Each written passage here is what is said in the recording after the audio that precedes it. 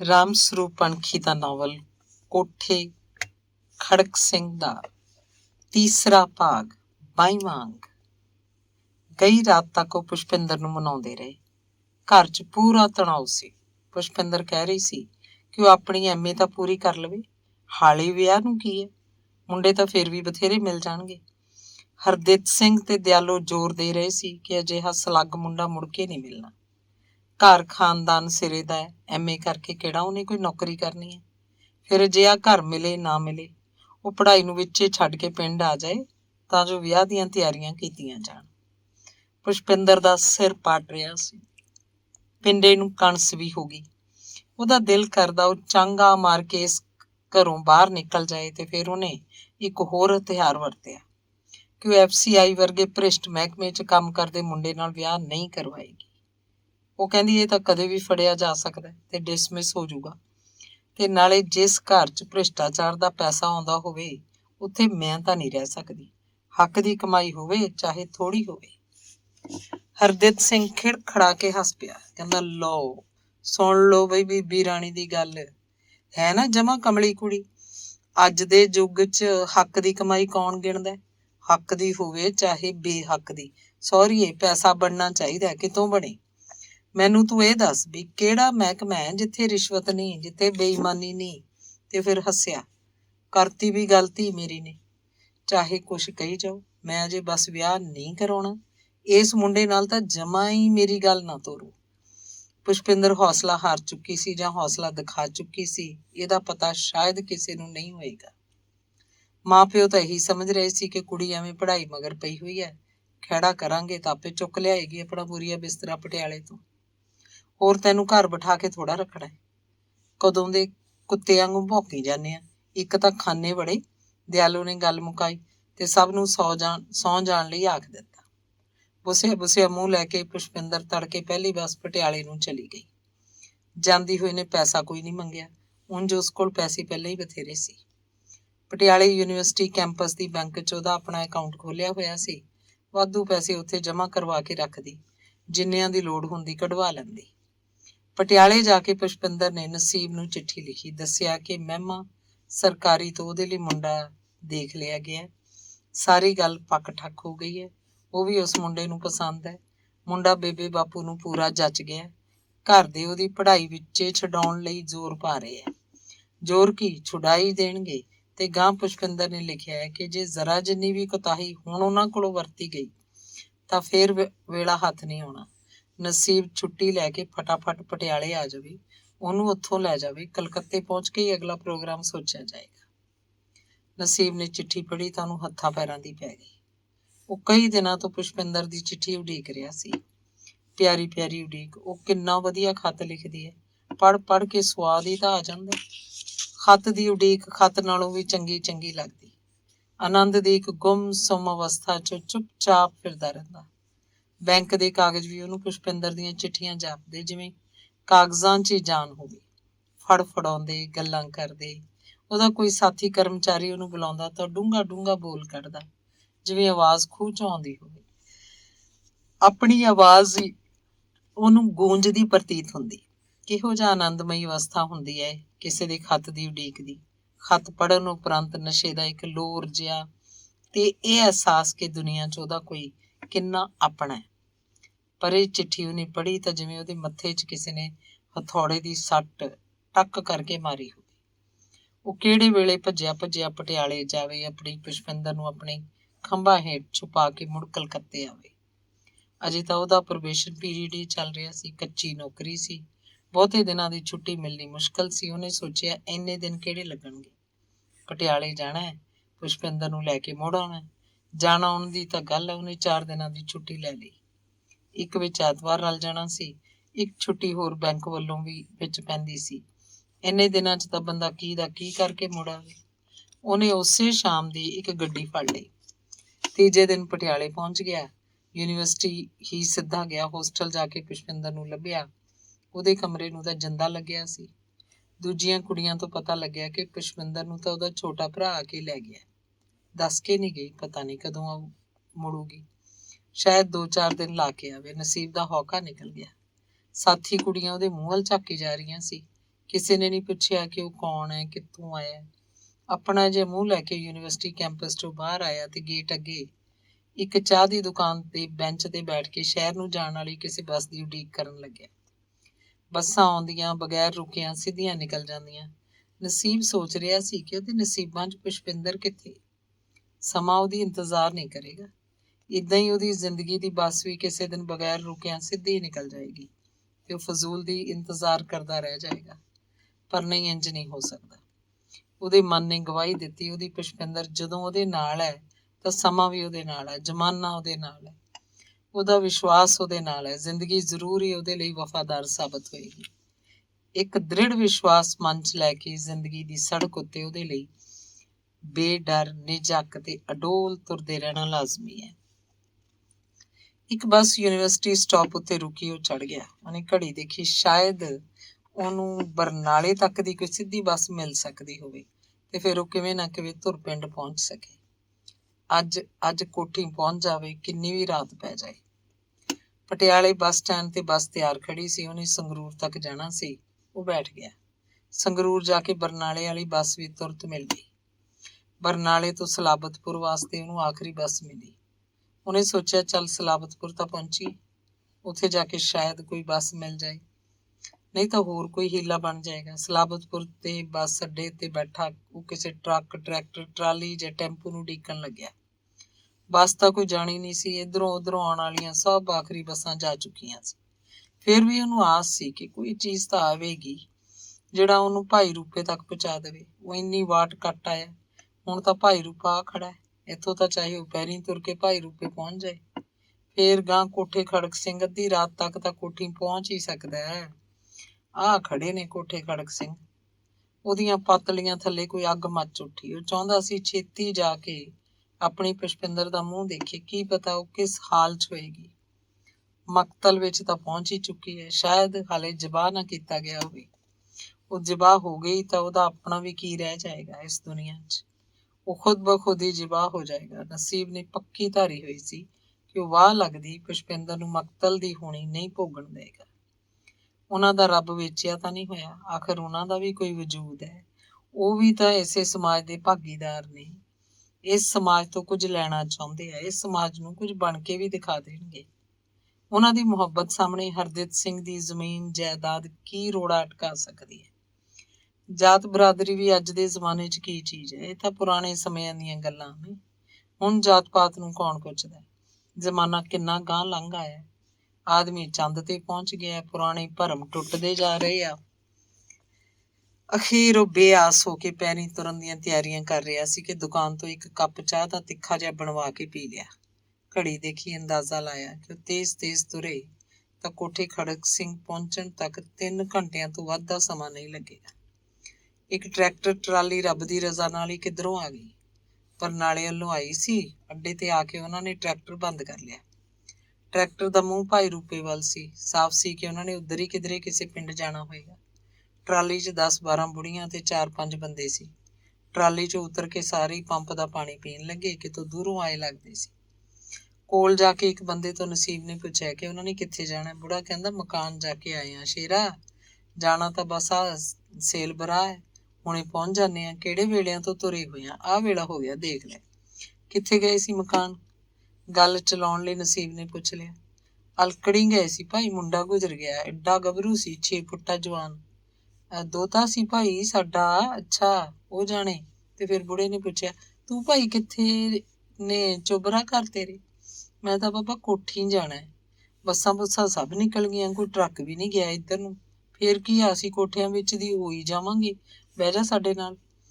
ਕੋਠੇ ਖੜਕ ਸਿੰਘ ਜਾ ਕੇ ਉਹਨੇ ਮਾਮੇ ਦਾ ਬਾਰ ਖੜਕਾਇਆ। ਖਾਸਾ ਹਨੇਰਾ ਹੋ ਚੁੱਕਿਆ ਸੀ।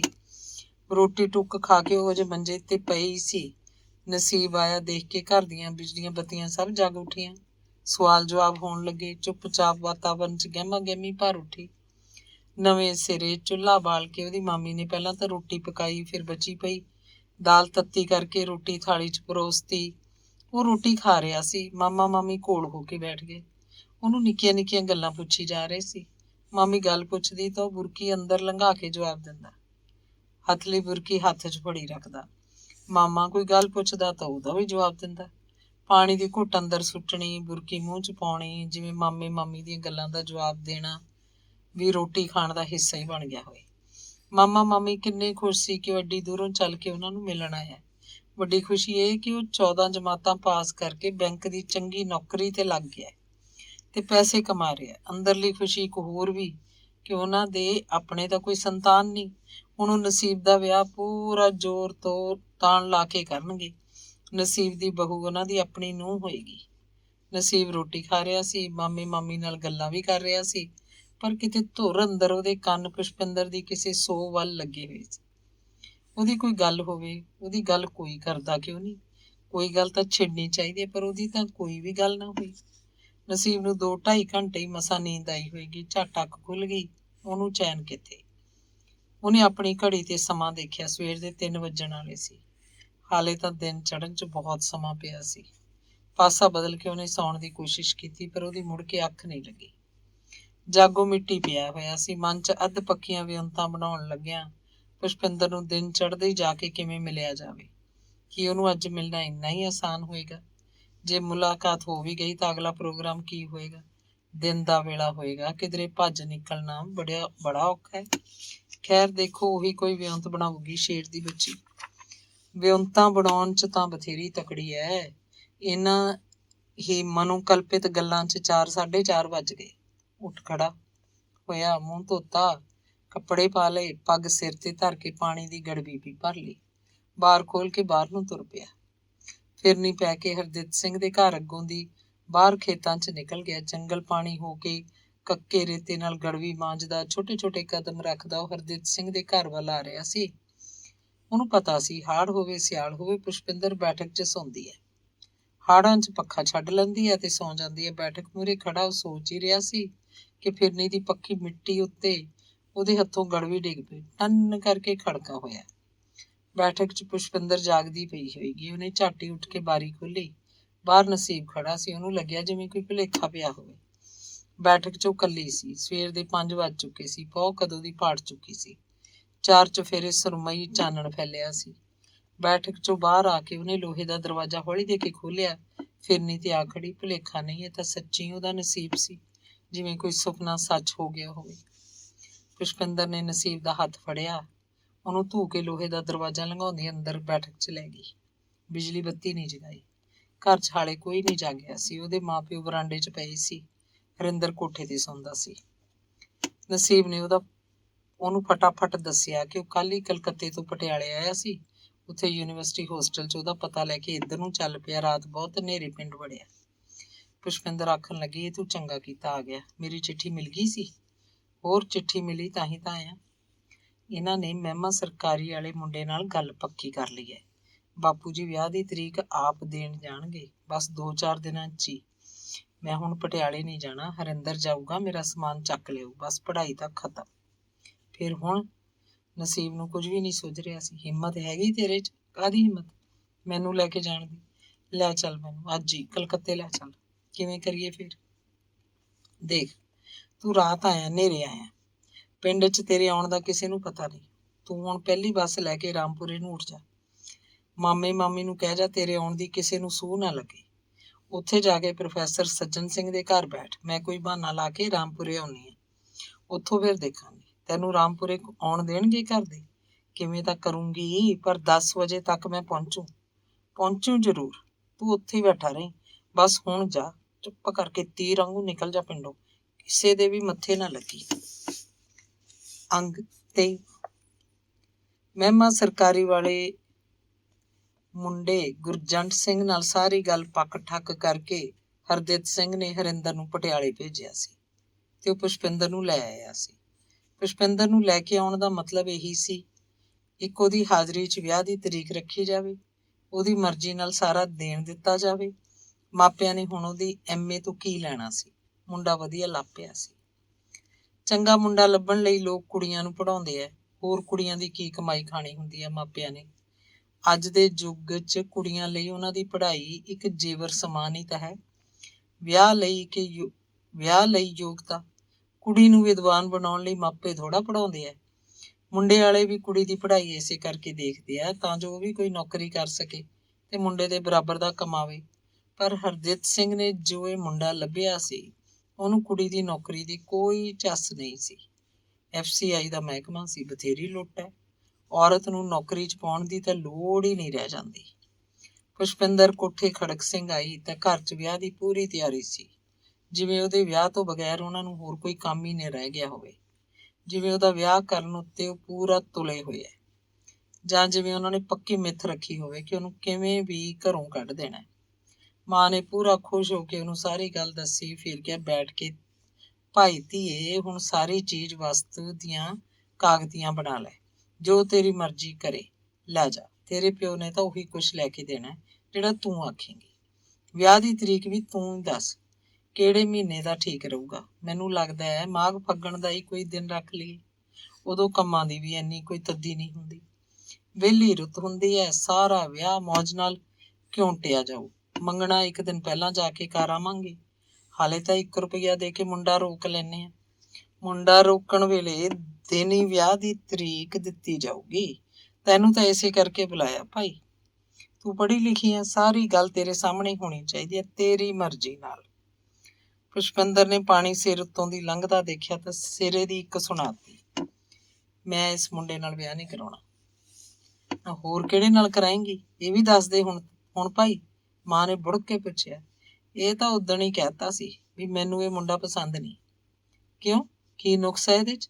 ਬਣਦਾ ਤਣਦਾ ਵਧੀਆ ਮੁੰਡਾ ਹੈ, ਨੌਕਰੀ ਤੇ ਲੱਗਿਆ ਹੋਇਆ, ਪੂਰਾ ਕਮਾਉਂਦਾ, ਜ਼ਮੀਨ ਵੀ ਹੈਗੀ, ਐਡਾ ਲਾਣਾ ਹੈ, ਏਦੂ ਵੱਧ ਕੀ ਹੋ ਸਕਦਾ। ਤੇਰੇ ਪਿਓ ਦੇ ਪਸੰਦ ਹੈ, ਤੈਨੂੰ ਇੱਕ ਵਾਰੀ ਕਹਿਤਾ ਮਾਂ। ਹੋਰ ਫਿਰ ਦੱਸ ਕਿਹੜਾ ਪਸੰਦ ਹੈ ਤੇਰੇ, ਉਹ ਵੀ ਦੱਸ ਦੇ। ਮਾਂ ਧੀ ਇਕੱਲੀਆਂ ਸੀ, ਤੀਜਾ ਉਹਨਾਂ ਕੋਲ ਕੋਈ ਨਹੀਂ ਸੀ। ਗੱਲ ਕਹਿਣ ਤੋਂ ਪਹਿਲਾਂ ਪੁਸ਼ਪਿੰਦਰ ਨੂੰ ਮੁੜਕਾ ਆ ਗਿਆ। ਨੱਕ ਦੀ ਕੁੰਬਲੀ ਤੇ ਪਾਣੀ ਦੀਆਂ ਨਿੱਕੀਆਂ ਨਿੱਕੀਆਂ ਬੂੰਦਾਂ ਉੱਭਰ ਆਈਆਂ। ਉਹਦੀ ਦੇਹ ਜਿਵੇਂ ਖਿੰਡ ਖਿੰਡ ਜਾ ਰਹੀ ਹੋਵੇ, ਪਰ ਉਹਨੇ ਹੌਸਲਾ ਇਕੱਠਾ ਕੀਤਾ। ਉਹਦੇ ਦਿਮਾਗ ਨੇ ਕਿਹਾ, ਇਹ ਤੋਂ ਬਾਅਦ ਹੋਰ ਕਿਹੜਾ ਮੌਕਾ ਆਏਗਾ ਖਰੀ ਗੱਲ ਕਹਿਣ ਦਾ, ਹੁਣੇ ਹੀ ਕਹਿਤਾ ਜਾਵੇ। ਜਿਵੇਂ ਇੱਕ ਤੇਜ਼ ਧਾਰ ਛੁਰੀ ਮਲਕ ਦੇ ਕੇ ਖੋਪਤੀ ਜਾਵੇ।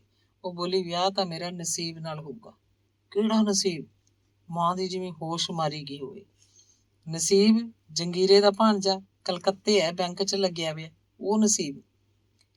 ਦਿਆਲੂ ਬੈਠੀ ਦੀ ਬੈਠੀ ਰਹਿ ਗਈ, ਜਿਵੇਂ ਉਹਦਾ ਸਿਰ ਕਿਸੇ ਨੇ ਹਥੌੜੀਆਂ ਨਾਲ ਕੁੱਟਤਾ ਹੋਵੇ, ਜਿਵੇਂ ਉਹਦੀ ਜੀਭ ਕਿਸੇ ਨੇ ਕੈਂਚੀ ਨਾਲ ਕੱਟ ਲਈ ਹੋਵੇ। ਸੱਜੇ ਹੱਥ ਦੀ ਬਾਂਹ ਨਾਲ ਉਹਨੇ ਆਪਣਾ ਸਿਰ ਘੁੱਟ ਕੇ ਫੜ ਲਿਆ, ਠੋਡੀ ਤੋਂ ਲੈ ਕੇ ਨੱਕ, ਅੱਖਾਂ, ਮੱਥਾ, ਖੋਪੜੀ ਦੇ ਮਗਰਲੇ ਸਿਰੇ ਤੱਕ। ਅੱਖਾਂ ਮੀਟ ਲਈਆਂ। ਉਹਨੂੰ ਲੱਗਿਆ ਧਰਤੀ ਘੁੰਮ ਗਈ ਹੈ, ਅਸਮਾਨ ਪਾਟ ਕੇ ਥੱਲੇ ਡਿੱਗਣ ਵਾਲਾ ਹੈ। ਖਾਸਾ ਚਿਰ ਉਹ ਇੰਜ ਦੀ ਇੰਜ ਬੈਠੀ ਰਹੀ। ਪੁਸ਼ਪਿੰਦਰ ਨੇ ਵੀ ਮੁੜ ਕੇ ਬੋਲ ਨਹੀਂ ਕੱਢਿਆ, ਜਿਵੇਂ ਇਹੀ ਆਖਰੀ ਗੱਲ ਕਹਿ ਕੇ ਉਹਦੇ ਅੰਦਰੋਂ ਸੱਤਿਆ ਨਿਕਲ ਗਈ ਹੋਵੇ। ਉਹ ਵੀ ਸੁੰਨ ਬਣੀ ਬੈਠੀ ਸੀ। ਦਿਆਲੂ ਦੀਆਂ ਅੱਖਾਂ 'ਚੋਂ ਪਰਲ ਪਰਲ ਹੰਝੂ ਡਿੱਗਣ ਲੱਗੇ, ਬੁੱਲ ਫਰਕ ਰਹੇ ਸੀ। ਹਿੰਮਤ ਕਰਕੇ ਉਹ ਬਰਾਂਡੇ 'ਚ ਉੱਠੀ, ਵਿਹੜੇ 'ਚ ਜਾ ਕੇ ਨੱਕ ਸਿਣਕਿਆ। ਆਪ ਮੁਹਾਰੇ ਉਹਦੇ ਮੂੰਹ ਹਾਏ ਹਾਏ ਨਿਕਲਣ ਲੱਗੀ। ਖੇਤ 'ਚ ਜੀਰੀ ਨੂੰ ਪਾਣੀ ਲੱਗ ਰਿਹਾ ਸੀ। ਹਰਦਿਤ ਸਿੰਘ ਸਵੇਰ ਦਾ ਹੀ ਗਿਆ ਹੋਇਆ ਸੀ। ਸੀਰੀ ਵੀ ਉੱਥੇ ਸੀ। ਹਰਿੰਦਰ ਪੜ੍ਹਨ ਗਿਆ ਜੇ ਮੁੜਿਆ ਨਹੀਂ ਸੀ।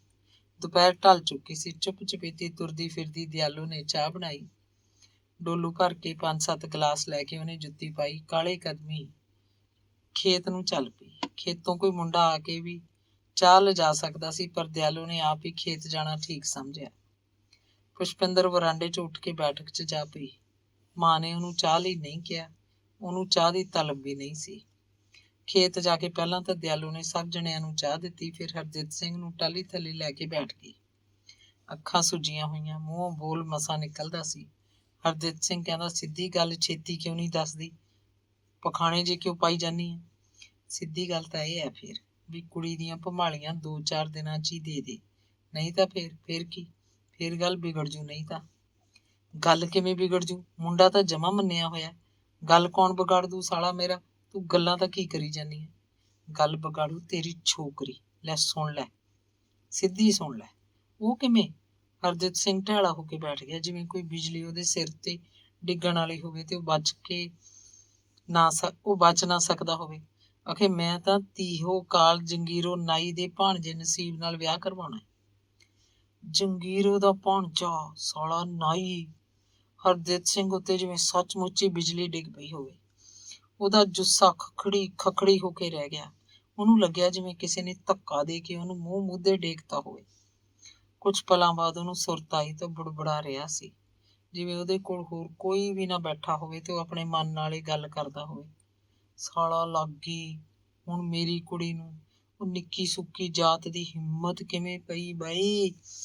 ਤੇ ਫਿਰ ਉਹਨੇ ਅੱਖਾਂ ਝਮਕ ਕੇ ਕੋਲ ਬੈਠੀ ਦਿਆਲੋ ਨੂੰ ਆਖਿਆ, ਨਾਈ ਦਾ ਕਸੂਰ ਤਾਂ ਨਹੀਂ, ਇਹ ਤਾਂ ਆਪਣੀ ਕੁੜੀ ਵੱਢਣ ਵਾਲੀ ਹੈ। ਇਹ ਕੁੜੀ ਜੱਟ ਦਾ ਬੀ ਤਾਂ ਹੈ ਹੀ ਨਹੀਂ। ਕਿੱਥੋਂ ਫੇਰ ਇਹ ਤੂੰ? ਹਾਂ ਹੁਣ ਕੁੜੀ ਨੂੰ ਛੱਡ ਦੇ, ਮੈਨੂੰ ਵੱਢ ਸੱਟ, ਮੈਂ ਹੀ ਮਾੜੀ ਆ। ਉਹ ਡੁਸਕਣ ਲੱਗੀ। ਹੋਰ ਫਿਰ ਇਹ ਗੱਲ ਸਾਲੀ ਬਣੀ ਕਿਵੇਂ? ਕੁਛ ਸਮਝ ਨਹੀਂ ਆਉਂਦਾ। ਹੁਣ ਕੀਤਾ ਕੀ ਜਾਵੇ? ਕਰਨਾ ਕੀ ਆ? ਹੁਣ ਸੰਭਲ ਕੇ ਬੋਲਣ ਲੱਗੀ। ਲੇਲੇ ਪੇਪੇ ਹੋ ਕੇ ਕੁੜੀ ਨੂੰ ਉਲਝਾਈ ਰੱਖਦੇ ਆ। ਨਾਈ ਤਾਂ ਸੁਣਿਆ ਕਲਕੱਤੇ ਆ, ਆਪ ਹੀ ਦੱਸਦੀ ਐ। ਤੂੰ ਕੱਲ ਨੂੰ ਹੀ ਜਾ ਮਹਿਮੇ ਨੂੰ, ਥੋੜੇ ਦਿਨਾਂ ਦਾ ਵਿਆਹ ਦੇ ਆ। ਭੁਮਾਲੀਆਂ ਦੇ ਕੇ ਪਰੇ ਜੂੜ ਵੱਢਦੇ ਆ। ਲੱਭ ਤਾਂ ਨਹੀਂ ਅੜਾ ਲੂ, ਲੱਤ ਤਾਂ ਨਹੀਂ ਅੜਾ ਲੂ। ਫੇਰ ਕਹਿੰਦੀ, ਹਾਂ ਕੁੜੀ ਨੂੰ ਕੁਛ ਨਾ ਆਖੀ, ਘਰ ਦੀ ਇੱਜ਼ਤ ਹੈ, ਫੇਰ ਵੀ ਮਿੱਟੀ ਪੱਟੀ ਜਾਊਗੀ। ਹਾਂ ਇਹ ਤਾਂ ਹਰਜੀਤ ਸਿੰਘ ਮਨ 'ਚ ਲੰਮੀ ਸੋਚਣ ਲੱਗਿਆ। ਸੀਰੀ ਤੇ ਹੋਰ ਕਾਮੇ ਜੀਰੀ ਨੂੰ ਪਾਣੀ ਲਾਉਂਦੇ ਰਹੇ। ਹਰਜੀਤ ਤੇ ਦਿਆਲੋ ਟਾਹਲੀ ਥੱਲੇ ਉੱਠ ਕੇ ਘਰ ਨੂੰ ਆ ਗਏ। ਰਾਹ 'ਚ ਆਉਂਦੇ ਉਹ ਬਿਉਂਤਾਂ ਸੋਚਦੇ ਤੁਰੇ ਆਏ। ਸਾਹਮਣੇ ਕੋਈ ਆਉਂਦਾ ਤਾਂ ਚੁੱਪ ਹੋ ਜਾਂਦੇ, ਇਕੱਲੇ ਹੁੰਦੇ ਤਾਂ ਘੁਸਰ ਮੁਸਰ ਕਰਦੇ। ਘਰ ਆ ਕੇ ਦਿਆਲੋ ਤਾਂ ਬਰਾਂਡੇ ਵੱਲ ਨੂੰ ਆ ਗਈ। ਹਰਜੀਤ ਸਿੰਘ ਨੇ ਬੈਠਕ ਦਾ ਬਾਰ ਖੋਲਿਆ। ਪੁਸ਼ਪਿੰਦਰ ਮੰਜੇ ਤੇ ਪਈ ਸੀ। ਕੋਈ ਆਇਆ ਦੇਖ ਕੇ ਉਹ ਝੱਟ ਬੈਠੀ ਹੋ ਗਈ। ਹਰਜੀਤ ਸਿੰਘ ਉਹਦੇ ਵੱਲ ਭੁੱਖੇ ਸ਼ੇਰ ਵਾਂਗ ਝਾਕਿਆ। ਉਹਦੀਆਂ ਅੱਖਾਂ 'ਚ ਪੂਰੀ ਗਹਿਰ ਸੀ। ਉਹ ਬੋਲਿਆ ਕੁਛ ਨਾ। ਰਾਹ 'ਚ ਪਈ ਕੁਰਸੀ ਉਹਨੇ ਪਟਕ ਕੇ ਪਰਾਂ ਕਰਤੀ, ਜਿਵੇਂ ਕੁਰਸੀ ਨੂੰ ਤੋੜ ਦੇਣਾ ਹੋਵੇ। ਬੈਠਕ 'ਚ ਖਾਸਾ ਖੜਕਾ ਹੋਇਆ। ਪੁਸ਼ਪਿੰਦਰ ਹਥੇਲੀ ਤੇ ਠੋਡੀ ਧਰੀ ਥਾਂ ਦੀ ਥਾਂ ਮੰਜੇ ਤੇ ਬੈਠੀ ਹੋਈ ਸੀ। ਪਤਾ ਨਹੀਂ ਕੀ ਸੋਚ ਕੇ ਹਰਜੀਤ ਸਿੰਘ ਬੈਠਕ 'ਚੋਂ ਬਾਹਰ ਆ ਗਿਆ। ਦਿਆਲੋ ਤੋਂ ਪਾਣੀ ਦਾ ਗਲਾਸ ਮੰਗਿਆ। ਅਗਲੀ ਸਵੇਰੀ ਨਸੀਬ ਮੂੰਹ ਨੇਰੇ ਉੱਠ ਕੇ ਪੁਸ਼ਪਿੰਦਰ ਨੂੰ ਮਿਲਣ ਆਇਆ ਸੀ। ਪੁਸ਼ਪਿੰਦਰ ਦੇ ਸੁਝਾਅ ਅਨੁਸਾਰ ਉਹ ਪਹਿਲੀ ਵਾਸੀ ਰਾਮਪੁਰੇ ਨੂੰ ਚਲਾ ਗਿਆ। ਪੁਸ਼ਪਿੰਦਰ ਨੇ ਬੜੇ ਬਹਾਨੇ ਲਾਏ, ਪਰ ਹਰਜੀਤ ਸਿੰਘ ਤੇ ਦਿਆਲੋ ਨੇ ਉਹਦੀ ਕੋਈ ਪੇਸ਼ ਨਹੀਂ ਜਾਣਦੀ। ਗੁੱਸੇ ਹੋ ਕੇ ਉਹਨੂੰ ਕੁਝ ਨਹੀਂ ਆਖ ਰਹੇ ਸੀ, ਬਸ ਗੱਲਾਂ ਦੇ ਹੇਰ ਫੇਰ ਵਿੱਚ ਹੀ ਉਹਨੂੰ ਟਾਲੀ ਜਾਂਦੇ ਰਹੇ। ਕੋਈ ਵੀ ਪੇਸ਼ ਨਾ ਜਾਂਦੀ ਵੇਖ ਕੇ ਪੁਸ਼ਪਿੰਦਰ ਨੇ ਆਪਣੇ ਆਪ ਨੂੰ ਬੇਬਸ ਕਰ ਲਿਆ। ਉਹ ਚਾਹੁੰਦੀ ਸੀ ਕੋਈ ਹੈਲੀਕਾਪਟਰ ਵਰਗੀ ਚੀਜ਼ ਆਵੇ ਤੇ ਉਹਨੂੰ ਉੱਤੇ ਚੁੱਪਚਾਪ ਉਡਾ ਕੇ ਰਾਮਪੁਰੇ ਲੈ ਜਾਏ। ਆਖਰ ਤੂੰ ਰਾਮਪੁਰੇ ਜਾ ਕੇ ਕਰਨਾ ਕੀ ਹੈ? ਹਰਜੀਤ ਸਿੰਘ ਨੇ ਮਾਮੂਲੀ ਜਿਹੀਆਂ ਅੱਖਾਂ ਦਿਖਾਈਆਂ। ਮੈਨੂੰ ਕੰਮ ਹੈ, ਨਹੀਂ ਦੱਸਣ ਵਾਲਾ। ਮੈਂ ਕਿਧਰੇ ਭੱਜ ਤਾਂ ਨਹੀਂ ਜਾਊਂ? ਹੈ ਕਮਲੀ, ਐ ਤੈਨੂੰ ਕੌਣ ਆਖਦਾ? ਪਰ ਕੋਈ ਬਹੁਤ ਜ਼ਰੂਰੀ ਕੰਮ ਹੋਵੇ ਤਾਂ ਹੀ ਜਾਣਾ ਚਾਹੀਦਾ ਨਾ। ਹਰਜੀਤ ਸਿੰਘ ਫੇਰ ਨਰਮ ਪੈ ਗਿਆ ਤੇ ਫਿਰ ਉਹਨੇ ਆਪਣੀ ਬੰਦੂਕ ਚੱਕੀ। ਪਾਸੇ ਹੋ ਕੇ ਦਿਆਲੋ ਨੂੰ ਸਮਝਾਇਆ ਕਿ ਉਹ ਕੁੜੀ ਦਾ ਪੂਰਾ ਪਹਿਰਾ ਰੱਖੇ। ਇਹਦਾ ਹੁਣ ਕੋਈ ਵਸਾ ਨਹੀਂ, ਇਹਨੂੰ ਦੇਹਲੀਓਂ ਬਾਹਰ ਨਹੀਂ ਜਾਣ ਦੇਣਾ। ਤੇ ਦੱਸਿਆ ਕਿ ਉਹ ਹੁਣੇ ਹੀ ਮਹਿਮੇ ਨੂੰ ਜਾ ਰਿਹਾ। ਫਿਰਨੀ ਪੈ ਕੇ ਉਹ ਨੀਵੀਂ ਪਾਈ ਹੌਲੀ ਹੌਲੀ ਤੁਰਿਆ ਜਾ ਰਿਹਾ ਸੀ। ਭਾਈ ਰੂਪੇ ਦੇ ਰਾਹ ਪਿਆ ਤਾਂ ਅੱਗੇ ਉਹਨੂੰ ਜੰਗੀਰਾ ਟੱਕਰ ਪਿਆ। ਜੰਗੀਰੇ ਨੂੰ ਦੇਖ ਕੇ ਤਾਂ ਉਹਦੀਆਂ ਅੱਖਾਂ ਜਿਵੇਂ ਪਾਟਣ ਨੂੰ ਆ ਗਈਆਂ ਹੁਣ। ਜੰਗੀਰੇ ਨੇ ਉਹਨੂੰ ਸਤਿ ਸ੍ਰੀ ਅਕਾਲ ਬੁਲਾਈ, ਹਾਲ ਚਾਲ ਪੁੱਛਣ ਲੱਗਿਆ। ਹਰਜੀਤ ਸਿੰਘ ਵੀ ਧੀਮਾ ਧੀਮਾ ਬੋਲ ਕੱਢ ਕੇ ਉਹਦੇ ਨਾਲ ਗੱਲੀਂ ਪੈ ਗਿਆ। ਗੱਲਾਂ ਗੱਲਾਂ 'ਚ ਹੀ ਉਹਨੇ ਜੰਗੀਰੇ ਨੂੰ ਪੁੱਛਿਆ, ਉਹ ਮੁੰਡਾ ਪੜ੍ਹ ਭਾਣਜਾ ਆਪਣਾ ਕਿੱਥੇ ਹੁੰਦਾ ਹੁਣ? ਉਹ ਤਾਂ ਹਰਜੀਤ ਸਿੰਘ ਬਹੁਤ ਚੰਗੇ ਥਾਂ ਹੁਣ, ਸੁੱਖ ਨਾਲ ਬੈਂਕ ਦੀ ਨੌਕਰੀ ਹੈ। ਉਹ ਤਾਂ ਤੇਰੀ ਕਿਰਪਾ ਹੋ ਗਈ ਸੀ। ਹਰਦਲ ਸਿੰਘ ਦੇ ਕਹੇ ਤੋਂ ਉਹਦਾ ਕੰਮ ਬਣ ਗਿਆ ਸੀ। ਫਿਰ ਹੱਸ ਕੇ ਕਹਿੰਦਾ, 2000 ਜਿਹੜਾ ਦਵਾਇਆ ਉਹ ਤਾਂ ਹੁਣ ਕੋਈ ਯਾਦ ਨਹੀਂ ਭਾਈ। 1000 ਰੁਪਈਆ ਮਹੀਨਾ ਤਾਂ ਸਿਰ ਖੁਦ ਆਪ ਲੈਂਦਾ ਨਸੀਬ, ਆਪਣੇ ਕਲਕੱਤੇ ਹੈ। ਹੁਣ ਉਹਦੀ ਬਦਲੀ ਦਾ ਕਰੀਏ ਕੁਛ, ਇੱਧਰ ਆਪਣੇ ਕੰਨੀ ਆ ਜੇ ਭਲਾ। ਚੱਲੀਏ ਕਦੇ ਹਰਦਲ ਸਿੰਘ ਕੋਲ, ਜਗੀਰਾ ਖਾਸਾ ਕੁਝਾ ਕੇ। ਉਹ ਤਾਂ ਦੇਖ ਲਾਂਗੇ, ਚਲੇ ਚੱਲਾਂਗੇ। ਹਰਦਲ ਸਿੰਘ ਨੂੰ ਆਪਣਾ ਮੋੜਦਾ ਨਹੀਂ, ਪਰ ਉਹ ਮੁੰਡਾ ਹੁਣ ਆਊ ਕਦੋਂ? ਉਹ ਰਾਤ ਹੀ ਆਇਆ ਸੀ। ਰਾਤ ਆਇਆ ਸੀ? ਫੇਰ ਹਨੇਰੇ ਜੇ ਹੋਏ ਆਇਆ। ਅਸੀਂ ਤਾਂ ਖਾਈ ਪੀ ਬੈਠੇ ਸੀ। ਫਿਰ ਗਿਆ ਹੁਣ? ਹਾਂ ਤੜਕੇ ਉੱਠ ਗਿਆ, ਕਹਿੰਦਾ ਜਾਨਾ ਬਸ ਮੈਂ ਤਾਂ। ਕਿੱਥੇ ਨੂੰ ਗਿਆ? ਕਲਕੱਤੇ ਪਹੁੰਚੂ, ਹੋਰ ਕਿੱਥੇ? ਗੱਡੀ ਫੜ ਕੋਈ। ਮੇਰੀ ਜਾਨ 'ਚ ਕਿੱਥੋਂ ਫੜੂ ਗੱਡੀ? ਇਹ ਤਾਂ ਨਹੀਂ ਦੱਸ ਕੇ ਗਿਆ। ਕੇਰਾਂ ਵਗ ਗਿਆ ਘਰੋਂ ਤੜਕੇ ਹੀ ਤੜਕੇ। ਗੱਡੀ ਰਾਮਪੁਰਿਓਂ ਹੀ ਫੜੂ, ਜਾਂ ਇੱਧਰ ਹੀ ਗਿਆ ਹੋਇਆ ਤਾਂ ਬਰਨਾਲਿਓਂ ਫੜੂ। ਹਰਜੀਤ ਸਿੰਘ ਦੇ ਪੈਰਾਂ ਥੱਲੇ ਜਿਵੇਂ ਅੰਗਿਆਰ ਟਿਕ ਗਏ ਹੁਣ। ਉਹਨੇ ਆਪਣੀਆਂ ਮੁੱਛਾਂ ਨੂੰ ਵੱਟ ਦਿੱਤਾ, ਖੰਘੂਰ ਮਾਰੀ ਕਹਿੰਦਾ, ਚੰਗਾ ਜਗੀਰ ਸਿਆਂ। ਫਿਰ ਕਾਲੇ ਕਾਲੇ ਕਦਮ ਪੁੱਟਦਾ ਹਰਜੀਤ ਸਿੰਘ ਛੇਤੀ ਭਾਈ ਰੂਪੇ ਦੇ ਬੱਸ ਅੱਡੇ ਤੇ ਪਹੁੰਚ ਜਾਣਾ ਚਾਹੁੰਦਾ ਸੀ। ਅੰਗ 24ਵਾਂ। ਪ੍ਰੋਫੈਸਰ ਸੱਜਣ ਸਿੰਘ ਘਰ ਹੀ ਸੀ। ਨਹਾ ਧੋ ਕੇ ਉੱਤੇ ਚੁਬਾਰੇ 'ਚ ਕੁੜੀਆਂ ਦੀ ਗਿਆਨੀ ਕਲਾਸ ਨੂੰ ਪੜ੍ਹਾ ਰਿਹਾ ਸੀ। ਹੁਣੇ ਉਹਨੇ ਕਲਾਸ ਛੱਡਣੀ ਸੀ, ਫਿਰ ਨਾਸ਼ਤਾ ਕਰਕੇ ਕਾਲਜ ਨੂੰ ਚਲੇ ਜਾਣਾ ਸੀ। ਨਸੀਬ ਜਾ ਕੇ ਉਹਨਾਂ ਦੇ ਡਰਾਇੰਗ ਰੂਮ 'ਚ ਬੈਠ ਗਿਆ। ਬੀਬੀ ਜੀ ਆਪ ਸਕੂਲ ਜਾਂਦੇ ਜਾਂਦੇ ਨਸੀਬ ਨੂੰ ਚਾਹ ਦਾ ਗਲਾਸ ਦੇ ਗਏ। ਸੱਜਣ ਸਿੰਘ ਕੁੜੀਆਂ ਤੋਂ ਫਾਰਗ ਹੋ ਕੇ ਡਰਾਇੰਗ ਰੂਮ 'ਚ ਆਇਆ। ਨਸੀਬ ਨੂੰ ਬੈਠਾ ਦੇਖ ਕੇ ਖਿੜਪੁੜ ਉੱਠਿਆ। ਸੁਣਾ ਵੀ ਨਸੀਬ, ਕੀ ਹਾਲ ਨੇ ਤੇਰੇ, ਕਿੱਥੇ ਹੁੰਨਾ? ਮੈਂ ਜੀ ਹੁਣ ਬੈਂਕ 'ਚ ਹਾਂ, ਕਲਕੱਤੇ ਪੋਸਟਿੰਗ ਹੈ ਮੇਰੀ। ਚੰਗੇ ਦਿਨ ਨਿਕਲੀ ਜਾਂਦੇ ਆ ਤੁਹਾਡੀ ਕਿਰਪਾ ਨਾਲ। ਅੱਜ ਇੱਥੇ ਕਿਵੇਂ ਫਿਰ? ਬਸ ਜੀ ਤੁਹਾਡੇ ਕੋਲ ਹੀ ਆਇਆ। ਮੇਰੇ ਕੋਲ? ਦੱਸ। ਬਸ ਜੀ ਉਹੀ ਹੁਣ ਸਿਰੇ ਤੇ ਆ ਗਈ ਗੱਲ। ਕੀ ਭਲਾ? ਪ੍ਰੋਫੈਸਰ ਨੂੰ ਕੋਈ ਗੱਲ ਯਾਦ ਨਹੀਂ ਰਹਿ ਗਈ ਸੀ। ਉਹ ਜੀ ਕੁੜੀ ਪੜ੍ਹਦੀ ਹੁੰਦੀ ਸੀ ਮੇਰੇ ਨਾਲ, ਪੁਸ਼ਪਿੰਦਰ ਕੋਠੇ ਖੜਕ ਸਿੰਘ ਤੋਂ। ਅੱਛਾ ਠੀਕ ਹੈ, ਹੁਣ ਯਾਦ ਆ ਗਿਆ। ਫਿਰ ਕੀ ਬਣਿਆ ਤੁਹਾਡਾ? ਕਿੱਥੇ ਪਹੁੰਚੀ ਹੈ ਗੱਲ? ਪੁਸ਼ਪਿੰਦਰ ਪਟਿਆਲੇ ਪੜ੍ਹਦੀ ਸੀ, MA ਪੰਜਾਬੀ 'ਚ ਦਾਖਲਾ ਲਿਆ ਹੋਇਆ ਸੀ। ਉੱਥੇ ਤਾਂ ਹਟਾ ਲਿਆ ਉਹਨੂੰ, ਹੁਣ ਉਹਦਾ ਵਿਆਹ ਕਰ ਰਹੇ ਨੇ, ਮੁੰਡਾ ਦੇਖ ਰੱਖਿਆ ਉਹਨਾਂ ਨੇ। ਕੁੜੀ ਕੀ ਆਖਦੀ ਹੈ? ਕੁੜੀ ਪੱਕੀ ਹੈ ਬਈ? ਹਾਂਜੀ, ਅੱਜ ਇੱਥੇ ਆਊ ਆਪਣੇ ਘਰ ਹੀ। ਮੈਂ ਇੱਥੇ ਉਹਨੂੰ ਉਡੀਕਣਾ। ਹੋਰ ਤਾਂ ਕੋਈ ਰਾਹ ਹੈ ਹੀ ਨਹੀਂ, ਅਸੀਂ ਇੱਥੋਂ ਹੀ ਵਗ ਜਾਣਾ। ਵਗ ਕਿਉਂ ਜਾਣਾ? ਇਸ ਤਰ੍ਹਾਂ ਕੋਰਟ ਮੈਰਿਜ ਕਰਵਾ ਲਓ, ਫਿਰ ਜਿੱਥੇ ਮਰਜ਼ੀ ਜਾਓ। ਹਾਂਜੀ, ਇਸੇ ਕਰਕੇ ਤਾਂ ਮੈਂ ਆਇਆ ਤੁਹਾਡੇ ਕੋਲ, ਵੀ ਕਿਸੇ ਰਾਹ ਪਾਉਂਗੇ। ਰਾਹ ਤਾਂ ਬਸ ਸਿੱਧਾ ਕੋਰਟ 'ਚ ਮੈਜਿਸਟਰੇਟ ਕੋਲ ਚੱਲਦੇ ਹਾਂ। ਫੂਲ ਕਹੇ ਫੂਲ, ਨਹੀਂ ਬਰਨਾਲੇ ਚੱਲਦੇ ਹਾਂ। ਬਠਿੰਡਾ ਵੀ ਠੀਕ ਹੈ। ਵਕੀਲ ਨੂੰ ਸਾਰੀ ਗੱਲ ਦੱਸ ਕੇ ਕੇਸ ਤਿਆਰ ਕਰਵਾ ਲਾਂਗੇ। ਮੈਜਿਸਟਰੇਟ ਸਾਹਮਣੇ ਤੁਹਾਨੂੰ ਦੋਹਾਂ ਨੂੰ ਕਰ ਦਿਆਂਗੇ। ਬਸ ਹੋ ਗਿਆ ਵਿਆਹ। ਇੱਕ ਹੋਰ ਕੋਈ ਗਵਾਹ ਉੱਥੋਂ ਹੀ ਫੜ ਲਵਾਂਗੇ, ਇੱਕ ਗਵਾਹੀ ਮੈਂ ਪਾ ਦੂੰ। ਹੋਰ ਦੱਸ। ਠੀਕ ਹੈ ਜੀ। ਨਸੀਬ ਨੂੰ ਲੱਗ ਰਿਹਾ ਸੀ ਜਿਵੇਂ ਕਿਸੇ ਸੁੰਦਰ ਸੁਪਨੇ ਦੀ ਸਿਰਜਣਾ ਕੀਤੀ ਜਾ ਰਹੀ ਹੋਵੇ। ਤੇ ਫਿਰ ਉਹਨੇ ਬੈਠੇ ਬੈਠੇ ਆਪਣੇ ਦਿਮਾਗ 'ਚ ਗੱਲ ਲਿਆਂਦੀ ਕਿ ਉੱਥੋਂ ਹੀ ਪੁਸ਼ਪਿੰਦਰ ਨੂੰ ਲੈ ਕੇ ਕਲਕੱਤੇ ਨੂੰ ਤੁਰ ਜਾਏਗਾ। ਉੱਥੇ ਆਪਣਾ ਘਰ ਵਸਾਉਣਗੇ। 1-2 ਸਾਲ ਲਾ ਕੇ ਇੱਧਰ ਪੰਜਾਬ 'ਚ ਕਿਤੋਂ ਦੀ ਬਦਲੀ ਵੀ ਹੋ ਜਾਏਗੀ। ਤੇ ਫਿਰ ਮੌਕਾ ਮਿਲਣ ਉੱਤੇ ਉਹ ਰਾਮਪੁਰ ਬਰਨਾਲਾ ਦੇ ਇਲਾਕੇ 'ਚ ਕਿਤੇ ਨਾ ਕਿਤੇ ਬਦਲ ਕੇ ਆ ਜਾਏਗਾ। ਬਰਨਾਲੇ ਜਾਂ ਰਾਮਪੁਰੇ ਉਹ ਆਪਣਾ ਮਕਾਨ ਬਣਾ ਲੈਣਗੇ। ਸਾਰੀਆਂ ਸੁੱਖ ਸਹੂਲਤਾਂ ਉਹਨਾਂ ਕੋਲ ਹੋਣਗੀਆਂ। ਨਸੀਬ ਨੂੰ ਲੱਗ ਰਿਹਾ ਸੀ ਜਿਵੇਂ ਵਿਆਹ ਤਾਂ ਉਹਦਾ ਹੋ ਗਿਆ ਹੋਵੇ, ਤੇ ਹੁਣ ਉਹ ਵਿਆਹ ਤੋਂ ਅੱਗੇ ਦੇ ਪ੍ਰੋਗਰਾਮ ਮਨ 'ਚ ਲਿਆ ਕੇ ਹਵਾ ਦੇ ਮੋਢੀ ਬੈਠਾ ਗਗਨਾਂ 'ਚ ਉੱਡਿਆ ਜਾ ਰਿਹਾ ਸੀ। ਰਸੋਈ 'ਚ ਜਾ ਕੇ ਪ੍ਰੋਫੈਸਰ ਆਪ ਹੀ ਪਲੇਟਾਂ 'ਚ ਨਾਸ਼ਤਾ ਪਰੋਸ ਰਿਹਾ ਸੀ। ਫਿਰ ਵਰਾਂਡੇ 'ਚ ਵੱਡੇ ਮੇਜ਼ ਤੇ ਆ ਕੇ ਦੋਵਾਂ ਨੇ ਨਾਸ਼ਤਾ ਕੀਤਾ। ਨਾਸ਼ਤਾ ਖਾਂਦੀ ਉਹ ਨਿੱਕੀਆਂ ਨਿੱਕੀਆਂ ਪਰ ਗੰਭੀਰ ਗੱਲਾਂ ਕਰਦੇ ਰਹੇ। ਪ੍ਰੋਫੈਸਰ ਨੇ ਹੱਥ ਧੋ ਕੇ ਤੌਲੀਏ ਨਾਲ ਪੂੰਝੇ, ਫਿਰ ਪੈਂਟ ਦੀ ਜੇਬ 'ਚੋਂ ਰੁਮਾਲ ਕੱਢ ਕੇ ਆਪਣੇ ਮੋਟੇ ਸ਼ੀਸ਼ਿਆਂ ਵਾਲੀ ਐਨਕ ਸਾਫ਼ ਕਰਨ ਲੱਗਿਆ। ਐਨਕ ਦੁਬਾਰਾ ਲਾ ਕੇ ਉਹ ਨਸੀਬ ਵੱਲ ਸਵਾਰ ਕੇ ਝਾਕਿਆ। ਕਹਿਣ ਲੱਗਿਆ, ਫਿਰ ਮੈਂ ਅੱਜ ਛੁੱਟੀ ਭੇਜ ਦਿੰਦਾ, ਕਾਲਜ ਨਹੀਂ ਜਾਂਦਾ, ਤੂੰ ਬੈਠ ਇੱਥੇ। ਪੁਸ਼ਪਿੰਦਰ ਦਾ ਇੰਤਜ਼ਾਰ ਕਰ, ਮੈਂ ਮੰਡੀ 'ਚ ਇੱਕ ਕੰਮ ਜਾ ਆਵਾਂ। ਬਸ 1 ਘੰਟੇ ਤੋਂ ਵੱਧ ਨਹੀਂ ਲਾਉਂਦਾ। ਪੁਸ਼ਪਿੰਦਰ ਆਈ ਤੋਂ ਚੱਲਾਂਗੇ, ਟੈਕਸੀ ਲੈ ਚੱਲਾਂਗੇ, ਠੀਕ ਹੈ ਨਾ? ਫਿਰ ਪੁੱਛਿਆ, ਹੁਣ ਇਹ ਦੱਸ ਜਾਣਾ ਕਿੱਥੇ ਹੈ? ਤੁਸੀਂ ਦੱਸੋ ਕਿੱਥੇ ਠੀਕ ਰਹੂ? ਜਿੱਥੇ ਵੀ ਤੂੰ ਕਹੇ। ਮੇਰੇ ਕੰਨੀਓ ਤਾਂ ਕਿਤੇ ਵੀ ਤੁਸੀਂ ਸਾਨੂੰ ਲੈ ਚੱਲੋ, ਗੱਲ ਸਿਰੇ ਲਾ ਦਿਓ। ਬਸ ਤੁਸੀਂ ਸਾਡੇ ਬਾਪ ਹੋ। ਨਸੀਬ ਨੇ ਹੱਥ ਜੋੜ ਕੇ ਆਪਣਾ ਸਿਰ ਪ੍ਰੋਫੈਸਰ ਦੇ ਗੋਡਿਆਂ ਵੱਲ ਕਰ ਲਿਆ। ਬਠਿੰਡੇ ਚੱਲਾਂਗੇ ਤਾਂ ਫਿਰ ਫੂਲ ਬਰਨਾਲਾ ਤਾਂ ਨੇੜੇ ਹੈ, ਠੀਕ ਨਹੀਂ? ਚੰਗਾ, ਫਿਰ ਤੁਸੀਂ ਜਾਓ ਜਿੱਥੇ ਜਾਣਾ, ਮੈਂ ਬੈਠਾ ਇੱਥੇ। ਪੁਸ਼ਪਿੰਦਰ ਨੇ 10 ਵਜੇ ਆਉਣ ਨੂੰ ਕਿਹਾ, ਉਦੋਂ ਤੱਕ ਤੁਸੀਂ ਵੀ ਮੁੜ ਆਇਓ। 10 ਵਜੇ ਠੀਕ ਪ੍ਰੋਫੈਸਰ ਮੰਡੀ ਹੋ ਕੇ ਘਰ ਮੁੜ ਆਇਆ। ਪੁਸ਼ਪਿੰਦਰ ਨਹੀਂ ਆਈ ਸੀ। ਨਸੀਬ ਦੇ ਕੰਨ ਉਹਦਾ ਸਾਰੇ ਦਾ ਸਾਰਾ ਸਰੀਰ ਕੰਨ ਬਣ ਕੇ ਘਰ ਦੀ ਦਹਲੀਜ਼ ਤੇ ਟਿਕਿਆ ਹੋਇਆ ਸੀ। ਮਾੜਾ ਜਿਹਾ ਵੀ ਖੜਾਕ ਹੁੰਦਾ ਤਾਂ ਉਹ ਵਰਾਂਡੇ 'ਚ ਉੱਠ ਕੇ ਘਰ ਦੇ ਦਰਵਾਜ਼ੇ ਵੱਲ ਦੇਖਦਾ। ਪ੍ਰੋਫੈਸਰ ਆਏ ਤੋਂ ਵੀ ਉਹ ਭੱਜ ਕੇ ਉੱਠਿਆ ਸੀ। ਆਈ ਨਹੀਂ ਪੁਸ਼ਪਿੰਦਰ? ਪ੍ਰੋਫੈਸਰ ਨੇ ਆਉਂਦੇ ਹੀ ਪੁੱਛਿਆ। ਨਸੀਬ ਨੇ ਆਪਣੇ ਗੁੱਟ ਤੇ ਵੱਜੀ ਘੜੀ ਵੱਲ ਦੇਖਿਆ, ਬੋਲਿਆ ਕੁਝ ਵੀ ਨਾ। ਫਿਰ ਪ੍ਰੋਫੈਸਰ ਨੇ ਆਪ ਹੀ ਜਵਾਬ ਦੇ ਲਿਆ, ਹੋਰ ਉਡੀਕ ਲੈ, ਘੰਟਾ ਪਿੱਛੋਂ ਆ ਜਾਊ ਤਾਂ ਵੀ ਕੀ ਹੈ।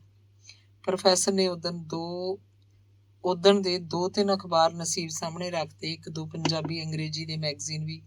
ਆਖਿਆ, ਤੂੰ ਇਹ ਦੇਖ, ਮੈਂ ਬੈਠਾ ਇੱਧਰ। ਤੇ ਫਿਰ ਪ੍ਰੋਫੈਸਰ ਆਲੋਚਨਾ ਦੀ ਇੱਕ ਨਵੀਂ ਕਿਤਾਬ ਲੈ ਕੇ ਆਪਣੇ ਸਟੱਡੀ ਰੂਮ 'ਚ ਜਾ ਬੈਠਾ। ਨਸੀਬ ਨੇ ਅੰਗਰੇਜ਼ੀ ਦਾ ਇੱਕ ਅਖਬਾਰ ਲੈ ਕੇ ਮੋਟੀਆਂ-ਮੋਟੀਆਂ ਸੁਰਖੀਆਂ ਪੜ੍ਹਨੀਆਂ ਸ਼ੁਰੂ ਕਰਤੀਆਂ।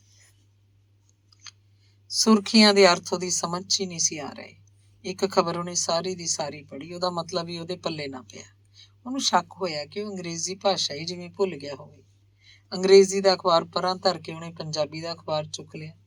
ਪੰਜਾਬੀ 'ਚ ਛਪੀਆਂ ਖਬਰਾਂ ਵੀ ਸਮਝ ਨਹੀਂ ਸੀ ਆ ਰਹੀਆਂ, ਜਿਵੇਂ ਕੋਈ ਗੱਲ ਬਣਦੀ ਨਾ ਹੋਵੇ। ਫਿਰ ਉਹਨੇ ਇੱਕ ਮੈਗਜ਼ੀਨ ਲਿਆ, ਵਰਕੇ ਫੋਲਣੇ ਸ਼ੁਰੂ ਕੀਤੇ। ਪੰਜਾਬੀ ਦਾ ਮੈਗਜ਼ੀਨ ਸੀ, ਕੋਈ ਕਵਿਤਾ ਜਾਂ ਕਹਾਣੀ ਪੜ੍ਹਨ ਨੂੰ ਜੀਅ ਨਾ ਕੀਤਾ।